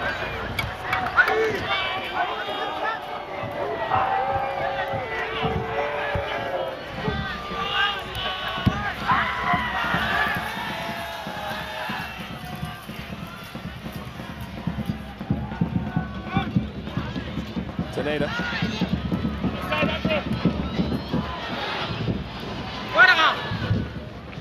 Still Taneda. Eventually Simeone picks his pocket.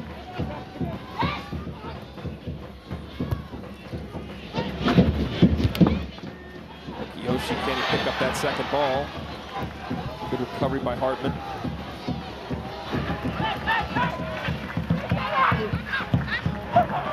Solano back on his feet, but he's really limping through. And now chance for Pinto. Lays it off. Oh!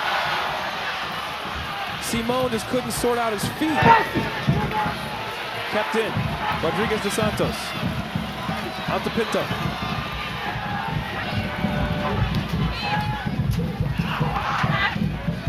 Stern guard. Godard. He's got no space. He'll hit it. Blocked by Solano. Popped up in the air. Brought down by Sterngard. There's Simone. Pop it up on the other side of the pitch.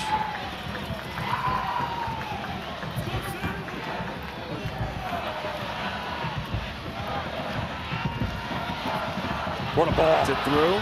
The cut back. Murray is there, though.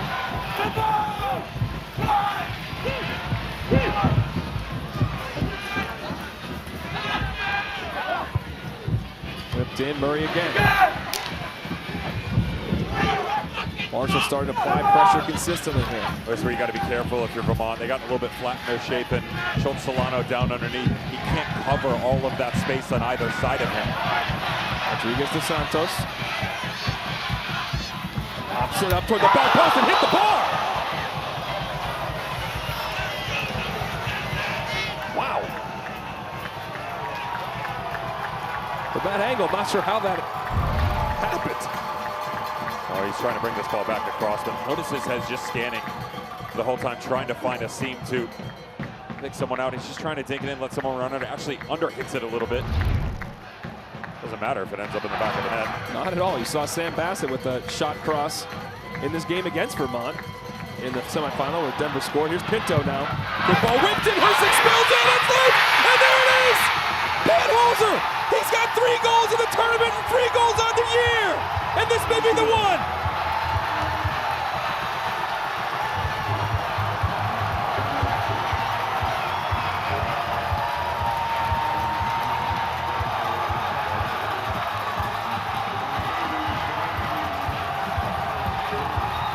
Within that conversation about their shape getting a little bit flat, it's coverage centrally within the midfield. It's also about recognition here.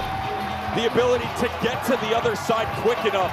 Marshall has been incredible over the last 5 minutes of about providing depth and options. It's like a heartbeat. Ball comes back to the inside. That's the recognition we were talking about. I told you, when Pinto comes onto the field, he plays high, he plays deep. His service, undeniable. Comes back across the 6. You feel for Herseg. He wants to get his hands on it. An unfortunate spill in front. But you put yourself in a good spot if you're Panholzer on the follow-up. Follow the ball, follow the play. Hurd thundering forward. That young man is balling at the biggest time of the year. All 3 of Hood's goals are in the NCAA tournament. And now he has one in the national championship, and he has one in the national semifinal that was the winner against Ohio State. Now, I will say this. Vermont went down 1-0 in the 69th minute to Denver. They equalized. We called them the cardiac catamounts for a reason. They have 15 goals on the season. And the 82nd minute or later, this thing is far from over. This is a second-half team overall, and they make plays late. Do they have one more comeback in them? They're going to need it. I go a step further on that, Dallin. Very clear with the head coach of Vermont, Rob Dow, harnessing the emotion after you do go down to your benefit. He said it's something we've really grown on after being scored on. Maturity, leadership, and accountability. Oh, Yannick upended. And Michael Laverne has no call, and the Catamounts still have the ball. Now Panholzer is on it.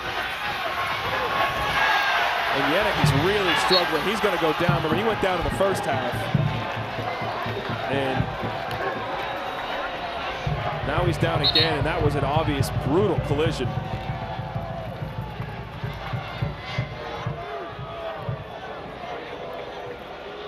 Michael Laverne's going to jog back to check on him, and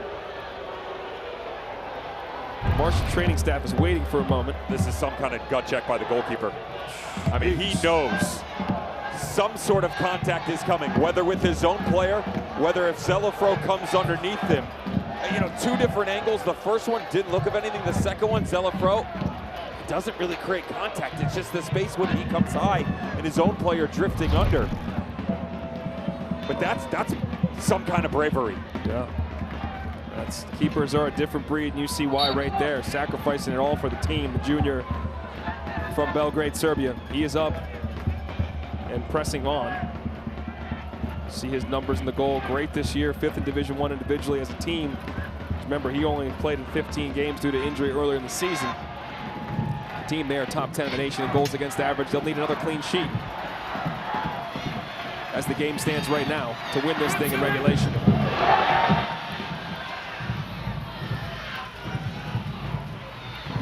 Simeon. Zelafro can't control it.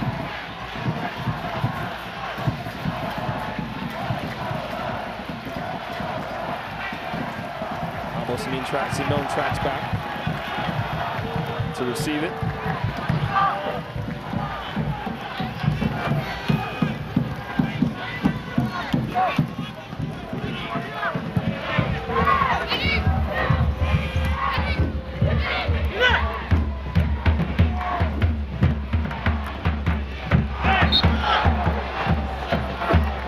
Santos goes down, took out Wathuda. Wathuda is holding his head. I just want to cap that conversation about accountability. Immediately after this goal was scored, Marshall down in the corner, celebrating on the sideline. Rob Down and staff, huddle up. This is about communicating to each other, of maintaining belief. You mentioned the going down before. It's something that was established in their run last year. They played UCF, second round, went down 2 minutes in, scored 13 minutes later. Now, while West Virginia got the better of them in the next round game, ended up being a College Cup participant, West Virginia scored in the 4th minute, 28 minutes later. This team is all about staying relevant within a match and maintaining belief that they can claw themselves back into it. They're going to want Wathuda to do that. This guy is a midfielder of the year in the America East Conference. And take a look at what happened to him on that tough tackle. He's still holding his head. Oh, the knee. Ooh. Yeah, just knee caught and then hit the turf too. That was Simone who slid over. And remember, he was hurt late in the semifinal game where he had to exit that match as well.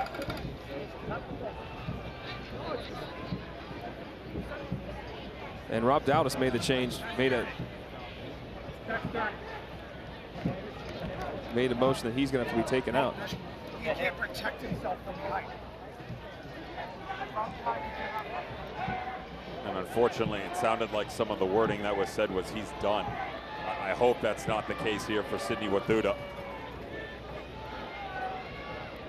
Such a talented young man on the wing, certainly part of the comeback in the America East semifinal.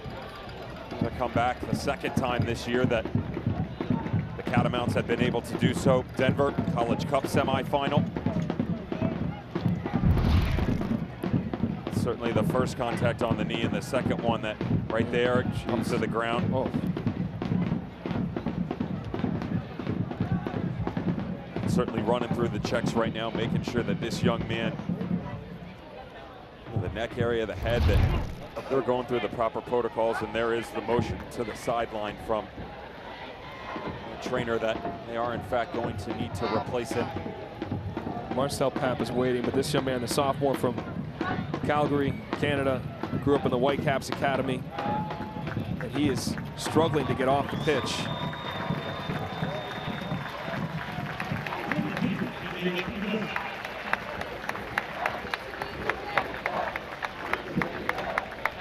Truly unfortunate scene for him to make his way off, and Papp waiting to come on now. If somehow he could continue and they give more checks, because it is a head injury, he would be able to re-enter in the second half, where normally any other reason to sub a player, he would not be able to return. But head injury, they give you the allotment of time to fully check him out, but that does not look good for that young man. All right, now Papp is getting set to come in. who has started 8 games this year. He's appeared in every game so far this season. The grad student, grew up in Hungary, had a good youth pedigree as part of Hungary U17 Euros. There's another creative player to put in the midfield for Rabdal. Ball popping around, might fall. Headed on and over Young.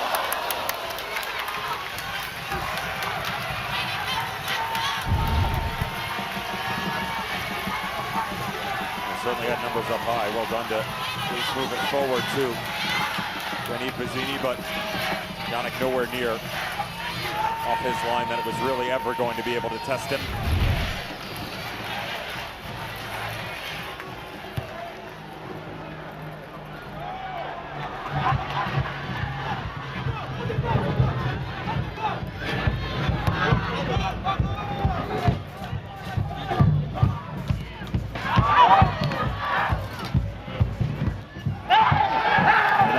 He wanted to foul on Bazzini, none called.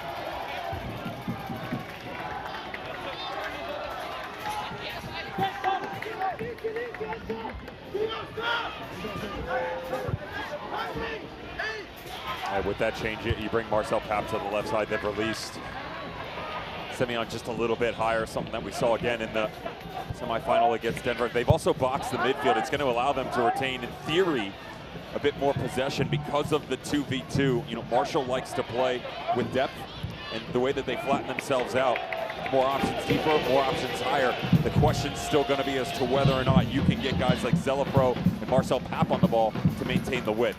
As tight or as wide as it may be, you have to have them in this game. Okiyoshi back to Yannick.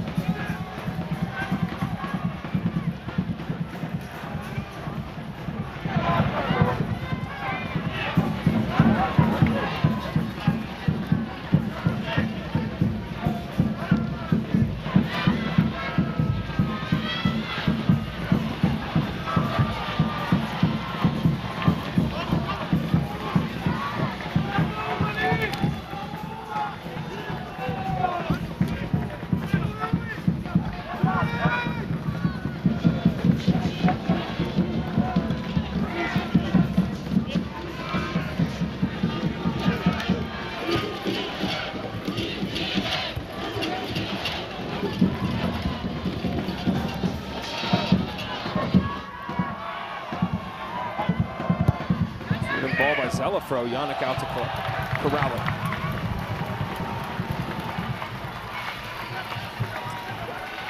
Coverage of the NCAA Championships continues with the women's volleyball semifinals Thursday, December 19th, 6:30 Eastern on ESPN. For more information of the NCAA Women's Championship, Volleyball Championship, log on to NCAA.com, the official online home for all 90 championships. That 6:30 game is going to be an all-ACC affair, Louisville and Pitt. And then the nightcap, Penn State taking on Nebraska, the defending runners-up in the nation. Nebraska fell to Texas in the championship game last year, championship match. And to get to that title game, Sunday, 3 o'clock Eastern on ABC. All right, Barrett steps forward for a long throw. Actually, will fake out and play it short. Simeon will hit it in. Pinto's trying to run this down.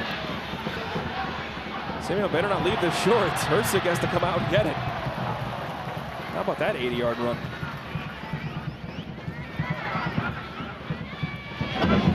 Zelafro. Rise a challenge. And Papp went down. He's saying there should have been a foul call. He's still on the deck, slowly getting to his feet.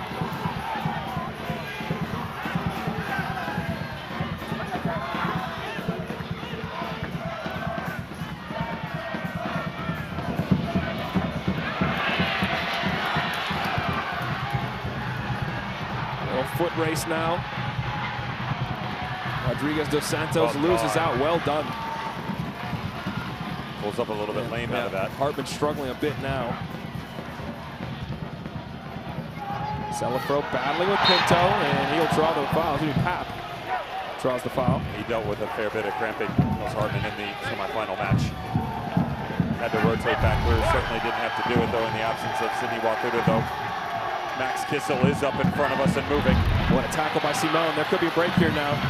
Sterngard plays it out to Teneda. It's a heavy touch, but Teneda stays with it.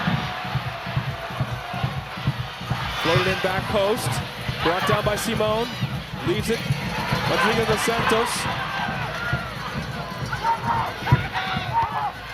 Driven it. Oh, Teneda couldn't connect.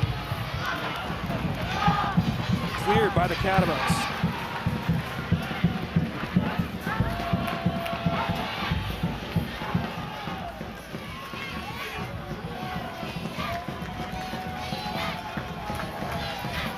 You wonder, with the success that we've seen from Marshall in the midfield, if this change with Max Kissa would be him a little bit higher, Zelafro deeper, and Ismail just comes a little bit further to the outside. You get fresh legs up top, you get more ground coverage centrally.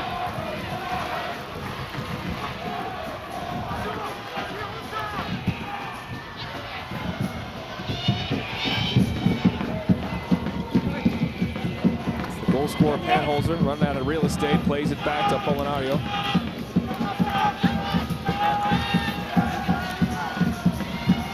Sterngard in space.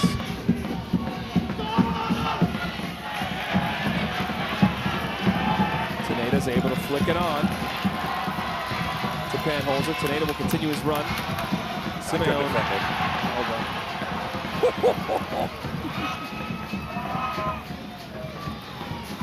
Simeone, the grad student, transferred from San Francisco last year. He's an all-league player in the West Coast Conference. He was electric in the quarterfinal on the road against Pitt, certainly the best defenders on the field for the Catamounts in the semis.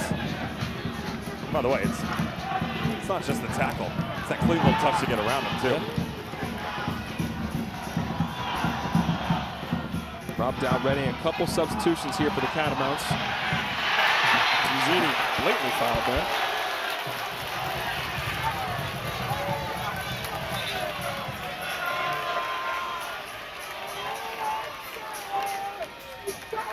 And Panholzer looks like he's asking for a sub.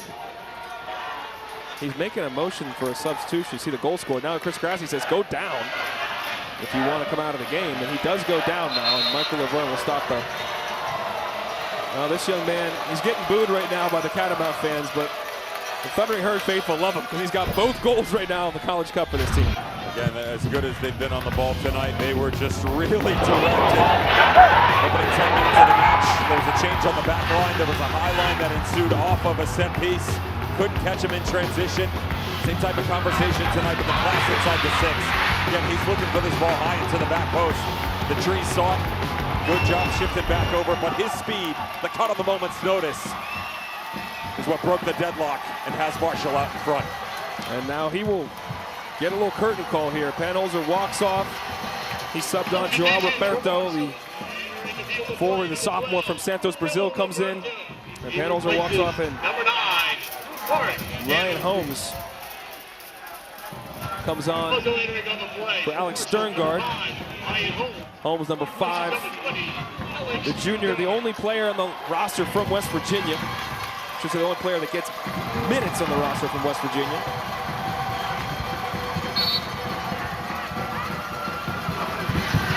Flipped in, looking for Murray on the back post. Can't get to him.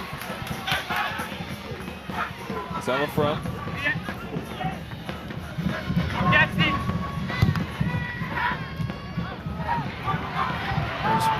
Berto's first touch. He's on the run. He's got his countryman, fellow Brazilian, Rodriguez dos Santos. 1v1 with Simeone. Simeone does so well.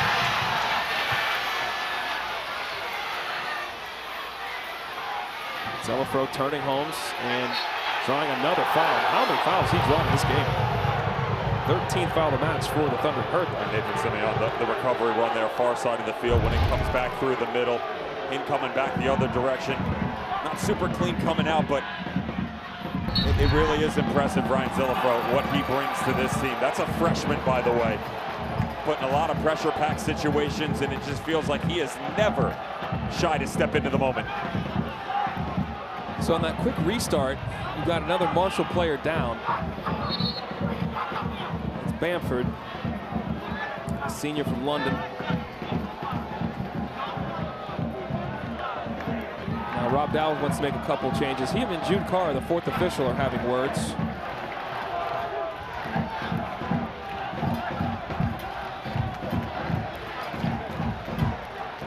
Well, guys, Max Kissel has been standing up either by the coach's technical area after they summoned him to come onto the pitch, or standing here waiting to be subbed since the 21st minute.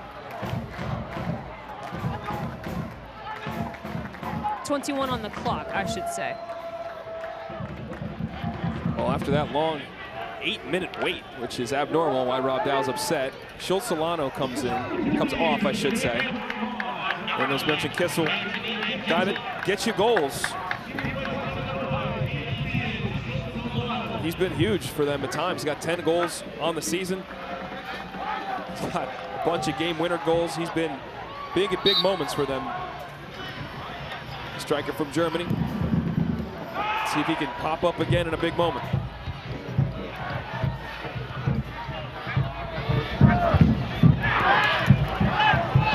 Ball falls to the feet of Roberto. Nice touch. Showing his fresh legs. Almost got it to Taneda. Falls to Okiyoshi. Simone flips it back. Post! Roberto was there. Falls to Taneda. What a save! By Herseg. Keeps it at 1-0 and keeps the Cats in it.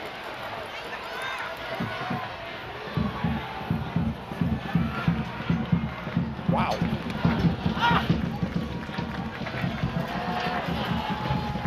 This team doesn't give up a ton of opportunities, but when they do, this is what you get. The best goalkeeper in the country when it comes to save percentage. He's mentally checked in. It's a testament to the defending in front of him, but when needed most, Nicholas Herseg, a little bit in front of him on technique, but the recovery of that body to bring it back over and bring it in. Perfection. 85.5 is his save percentage, as you noted, tops in the nation for the freshman. Second team all-league keeper, all-rookie team.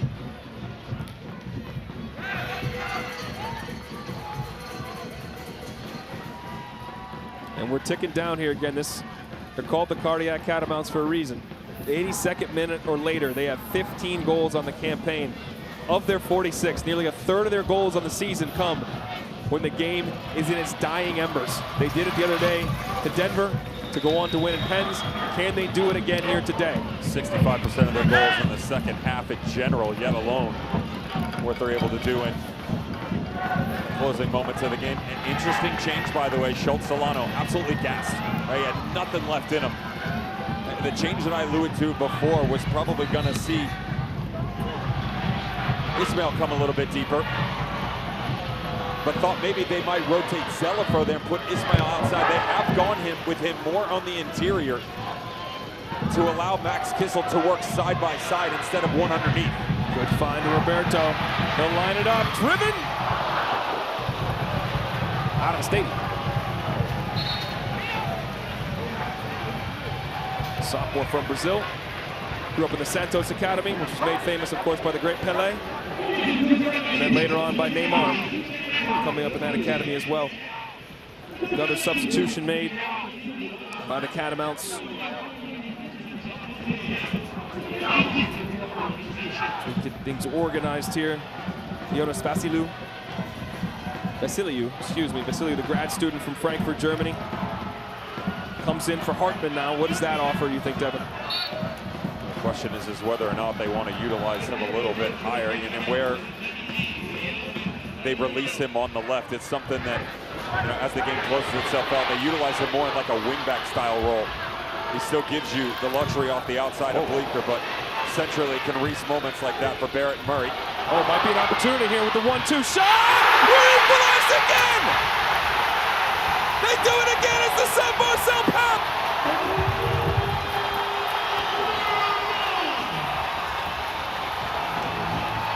They are never out of it!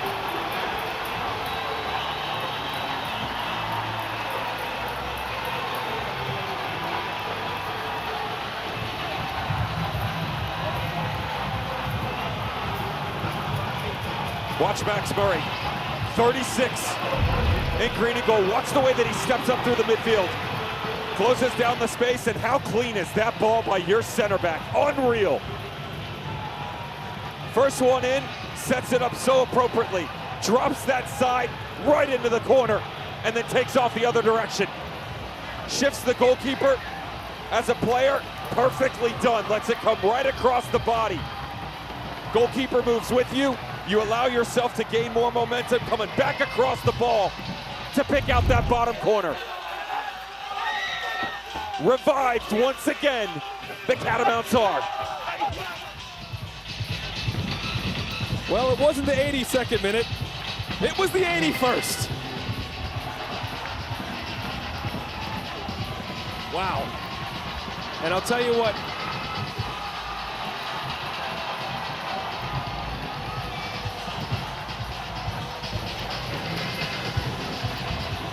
Alexa Yannick is going to want this distribution back, because that's what helped create it. But you're right, all these beautiful touches by the Catamounts. It's just unreal the way that they quickly move through the middle. Again, just maintaining a presence. What did we say the entire time? It's fine if you want to come tight, but you got to make sure that you're pinching yourself out wide. Credit to Marcel Papp, by the way. He was really deep, and he was tight. A position that he's very comfortable in, a position that they utilized him all season long. But as this has gone on, that's the tactical versatility that I talked about. They push numbers up high, they create depth. Most importantly, the character of belief reigns supreme to keep you in this match. They always say we're not underdogs, we're just dogs. And these guys fight, they scratch, they claw, and they believe that they will find a way back in. They did it in the semifinal, they did it in the final, and now the UVM crowd has really come to life. And we saw it when they scored on Ohio State. They didn't sit back. They pushed forward, and they controlled the game to the end. It was almost the turning point when, to be fair, when Denver scored two, they sat back and became a little bit tentative, right? Vermont kept going, they get more aggressive. Rob Dow says, didn't happen this year, didn't happen in that game. It's been a journey for these young men.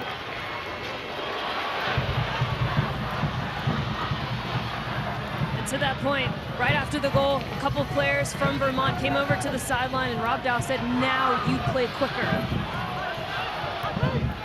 See if they can put those words into practice. But right now, the Thundering Herd on the ball. Okiyoshi back to Pinto.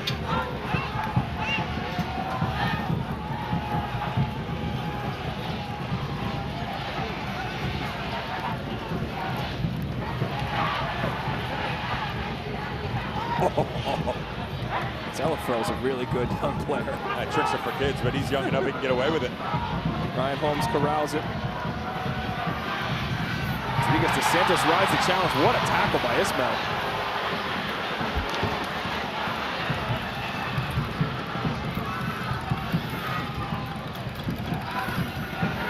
Teneda thought he was going to give it a ride. He doesn't, turns it over.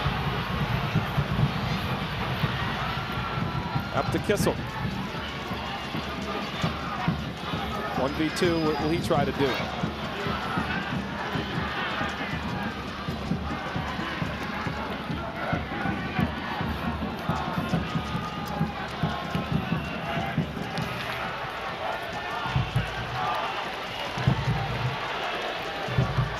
Now you've got Teneda's down there stretching. You just see him appear on your screen.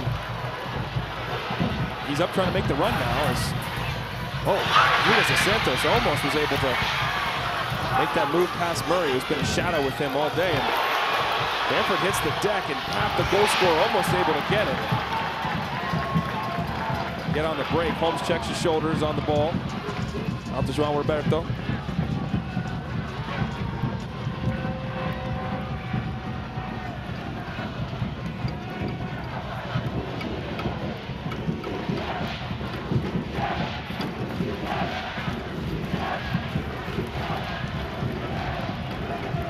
Yoshi, Teneda, flag stays down.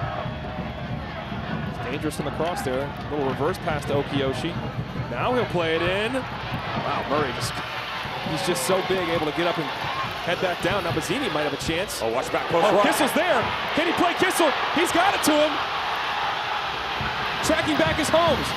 Bazzini busting it down the middle. The cutback. Can Kissel put it away? Oh, just wide. Out for a corner, though it was touched out by Marshall. Kissel can't believe it. There are so many levels to this. The ability by Kissel to release as he comes. Watch the top side of your screen and the run. That is Bazzini. That little touch right there. He slips it in, it's in. I mean, it is an incredible save by Yannick on the backside. But what you don't see is Bazzini all by his lonesome atop the 6. The wave just continues to come for Vermont. I said Yannick will be upset about this distribution. He'll be beaming about that save because he just kept his team in this thing 1-1. Now to the corner with the big catamounts and their center back striding forward. Now we did make some changes. Taneda slowly making his way up the pitch. But Amen Sordo, number 10 in the striped jersey, has appeared.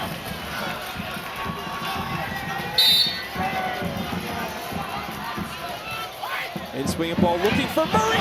They found it and he spilled it. But they did clear it. Andrew Miller did sub on for Zelafro. And offside on Pap there. A bit nervy here, and it's not often that you see him drop something like this. Yannick doesn't collect it the first time when he tries to bring it down. Actually comes off his foot. Very fortunate that this doesn't spill in. Insult to injury, Bazzini grabs the bag. Ticking down to 5 minutes left in regulation. If we are still deadlocked, we will go to 1 10-minute overtime period. Sudden victory. Next goal wins. If there is no goal, a second one of those, 10 minutes, still no go penalties. We're ways off from that. Holmes out to Godard. Roberto. Can't connect.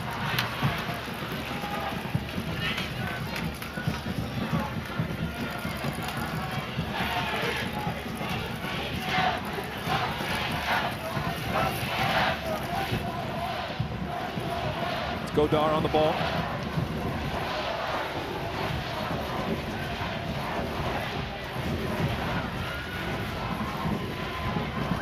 Holmes. Pinto.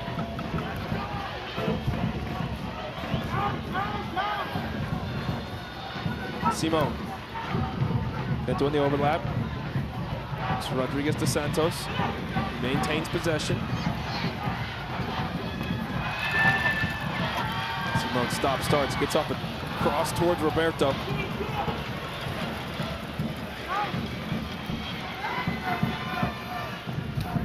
Sordo trying to get his first touch on the ball.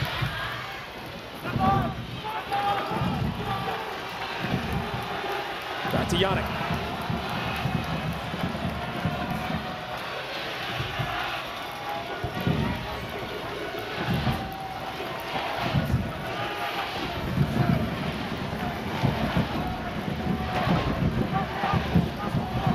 Shorted, and he did. Okiyoshi, the All-American, gives it up to Kissel. Kissel goes down. And Apolinario is pleading his case, but he will go in the book. Third card for the Thundering Herd. Timing just a half-second short. That's tired legs right there getting in the way of the fresh striker from the German, Max Kissel. Nice little touch. The first one got away from a good recovery to come back through by Max Kissel and just extend his foot out to get in front of Godard. Apolinario slid over.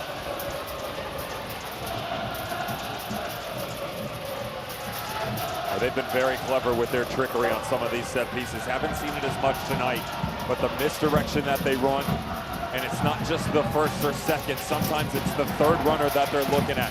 Trying to pick out Max Murray, bend the ball back across, and sometimes it's all the way back through instead of the immediate threat, looking for the likes of Bazzini. Tap over the ball, flips it toward Murray on the back post. Murray's, they will call a foul on Murray though, so actually they were calling offside before that.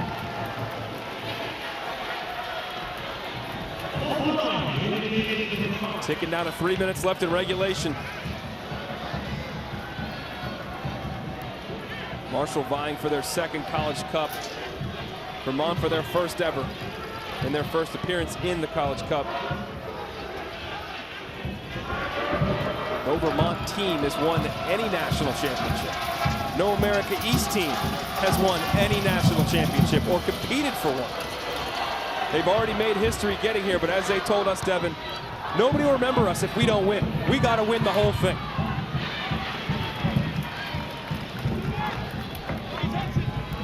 Eventually goes out for Marshall throw here, under 230.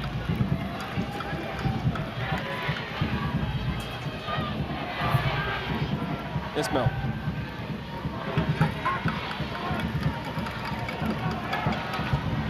Driven ball out by Murray. Okiyoshi almost had it. Roberto out to Pinto. He can hit it. He does. Right.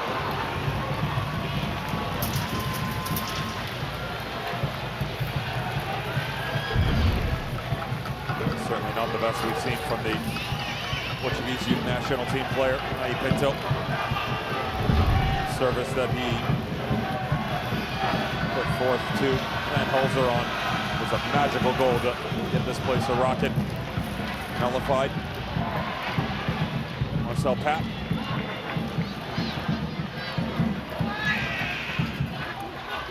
Turned by Simone to Sordo.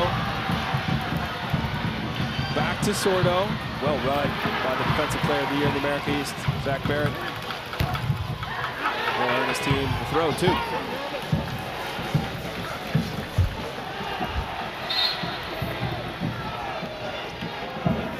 They've done an excellent job defensively of eliminating this near touchline. Not as much movement up high for Hai Pinto.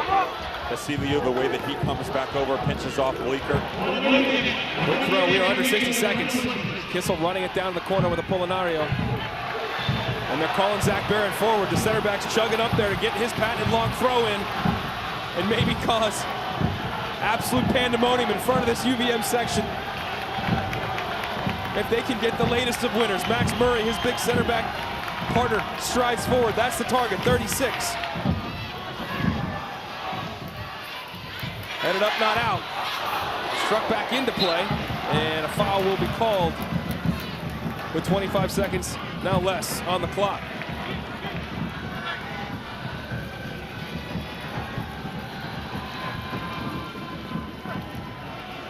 Well, Yannick is in no rush.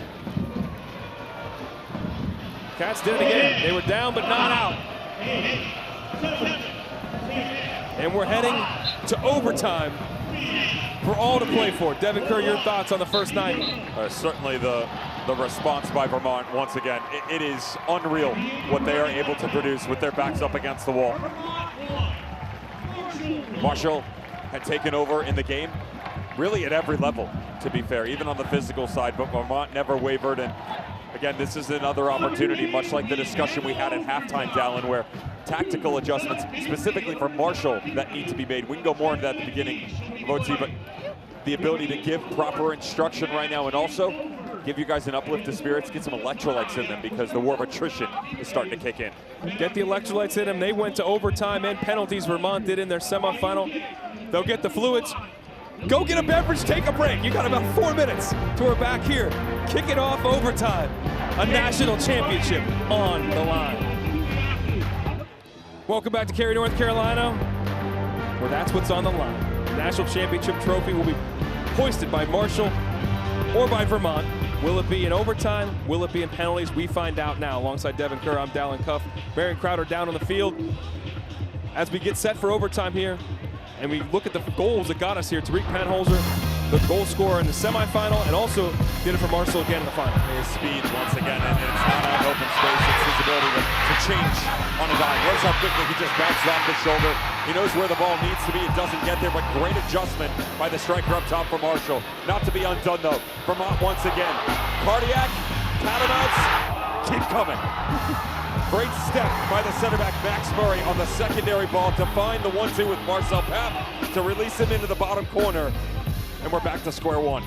Now here are your rules. Now we've got 2 10-minute periods, golden goal or sudden victory, if you will. So next goal wins the match. If we do not have one of those in the first 10 minutes, we will go to another second 10-minute period. No goals, we go to penalties. You cannot re-enter as a sub in the first or second period. Those players that left in the second half, though, can re-enter into the overtime now, as some have. One being Tariq Panholzer, the goal scorer. And we'll get you set with the other lineup changes that happened in between the break here. All to play for. Vermont looking for their first ever championship. Marshall for their second in just 5 years, what would put them in rarefied air alongside schools like Indiana, Clemson, Virginia, Maryland over the last 35 years.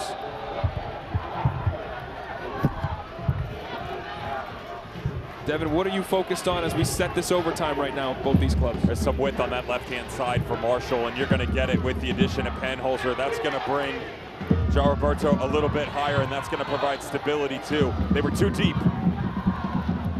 Played out wide. Roberto continues his run. He's on it.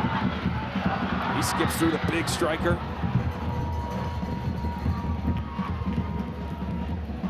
Almost finds Kissel. Falls to Bamford though. He drives it out to Hai Pinto. Right to Okiyoshi, second team All-American. Floats it forward. Headed down. Tings forward. Mazzini does well.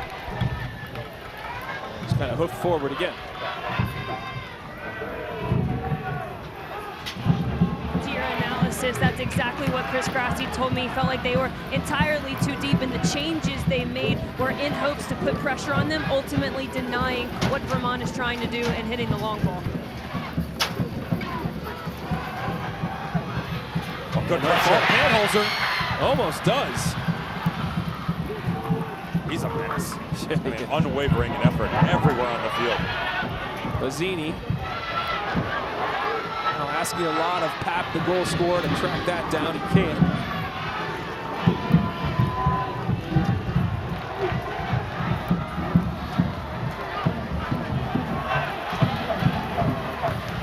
Is it factored all that Vermont just did this a few nights ago when they beat Ohio State playing in an overtime and in a penalty? They didn't just do it a few nights ago. They've done it all season long. That's the biggest thing when you look at Vermont and their identity. It's, yeah, certainly we want to be the first one to score.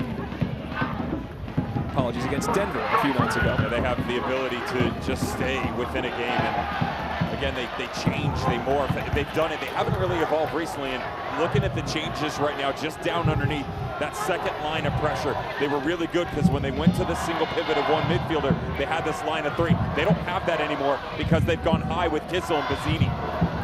There's like a 15-yard gap for the midfielders to operate within. They have to stay more condensed right around the midfield line.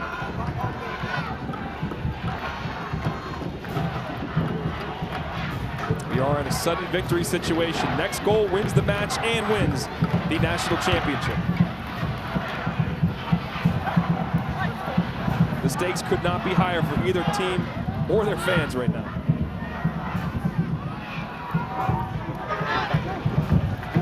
Pinto. Bamford to Polinario. Joao Roberto. He's cleaned out. That's going to be a free kick in a good area. Not many of these on the day for Marshall. Why? Why are you doing that fast?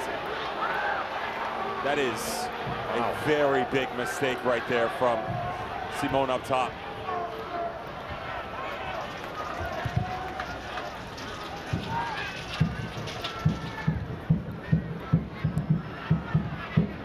Opportunity is kind of given away, and now Yannick's got to run the header down, and we'll corral it.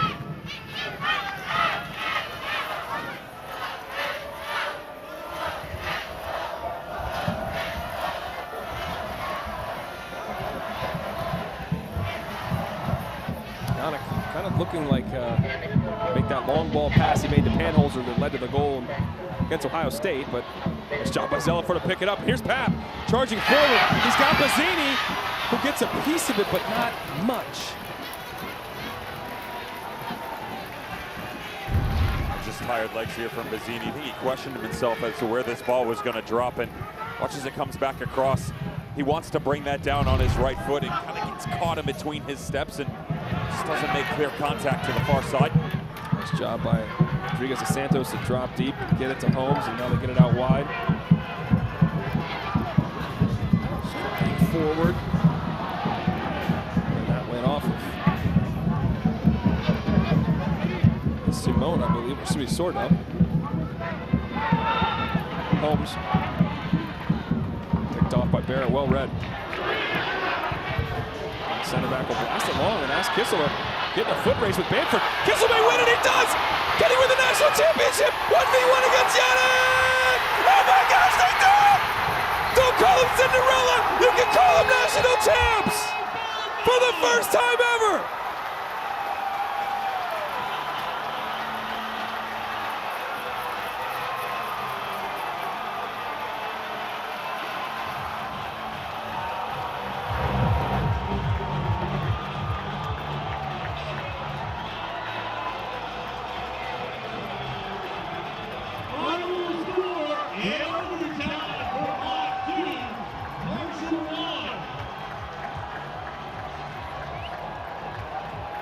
Congratulations to Vermont, Canada, the 2024 Division I Men's Soccer National Champion.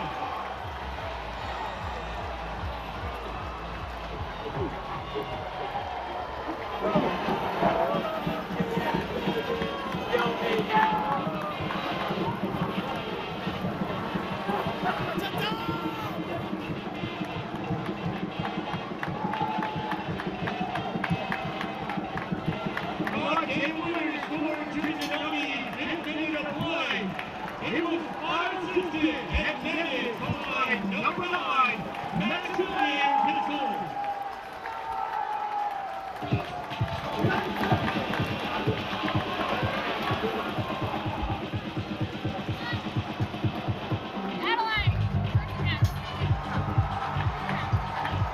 And these students stick around for the TV and award ceremony, which will begin in just a few moments.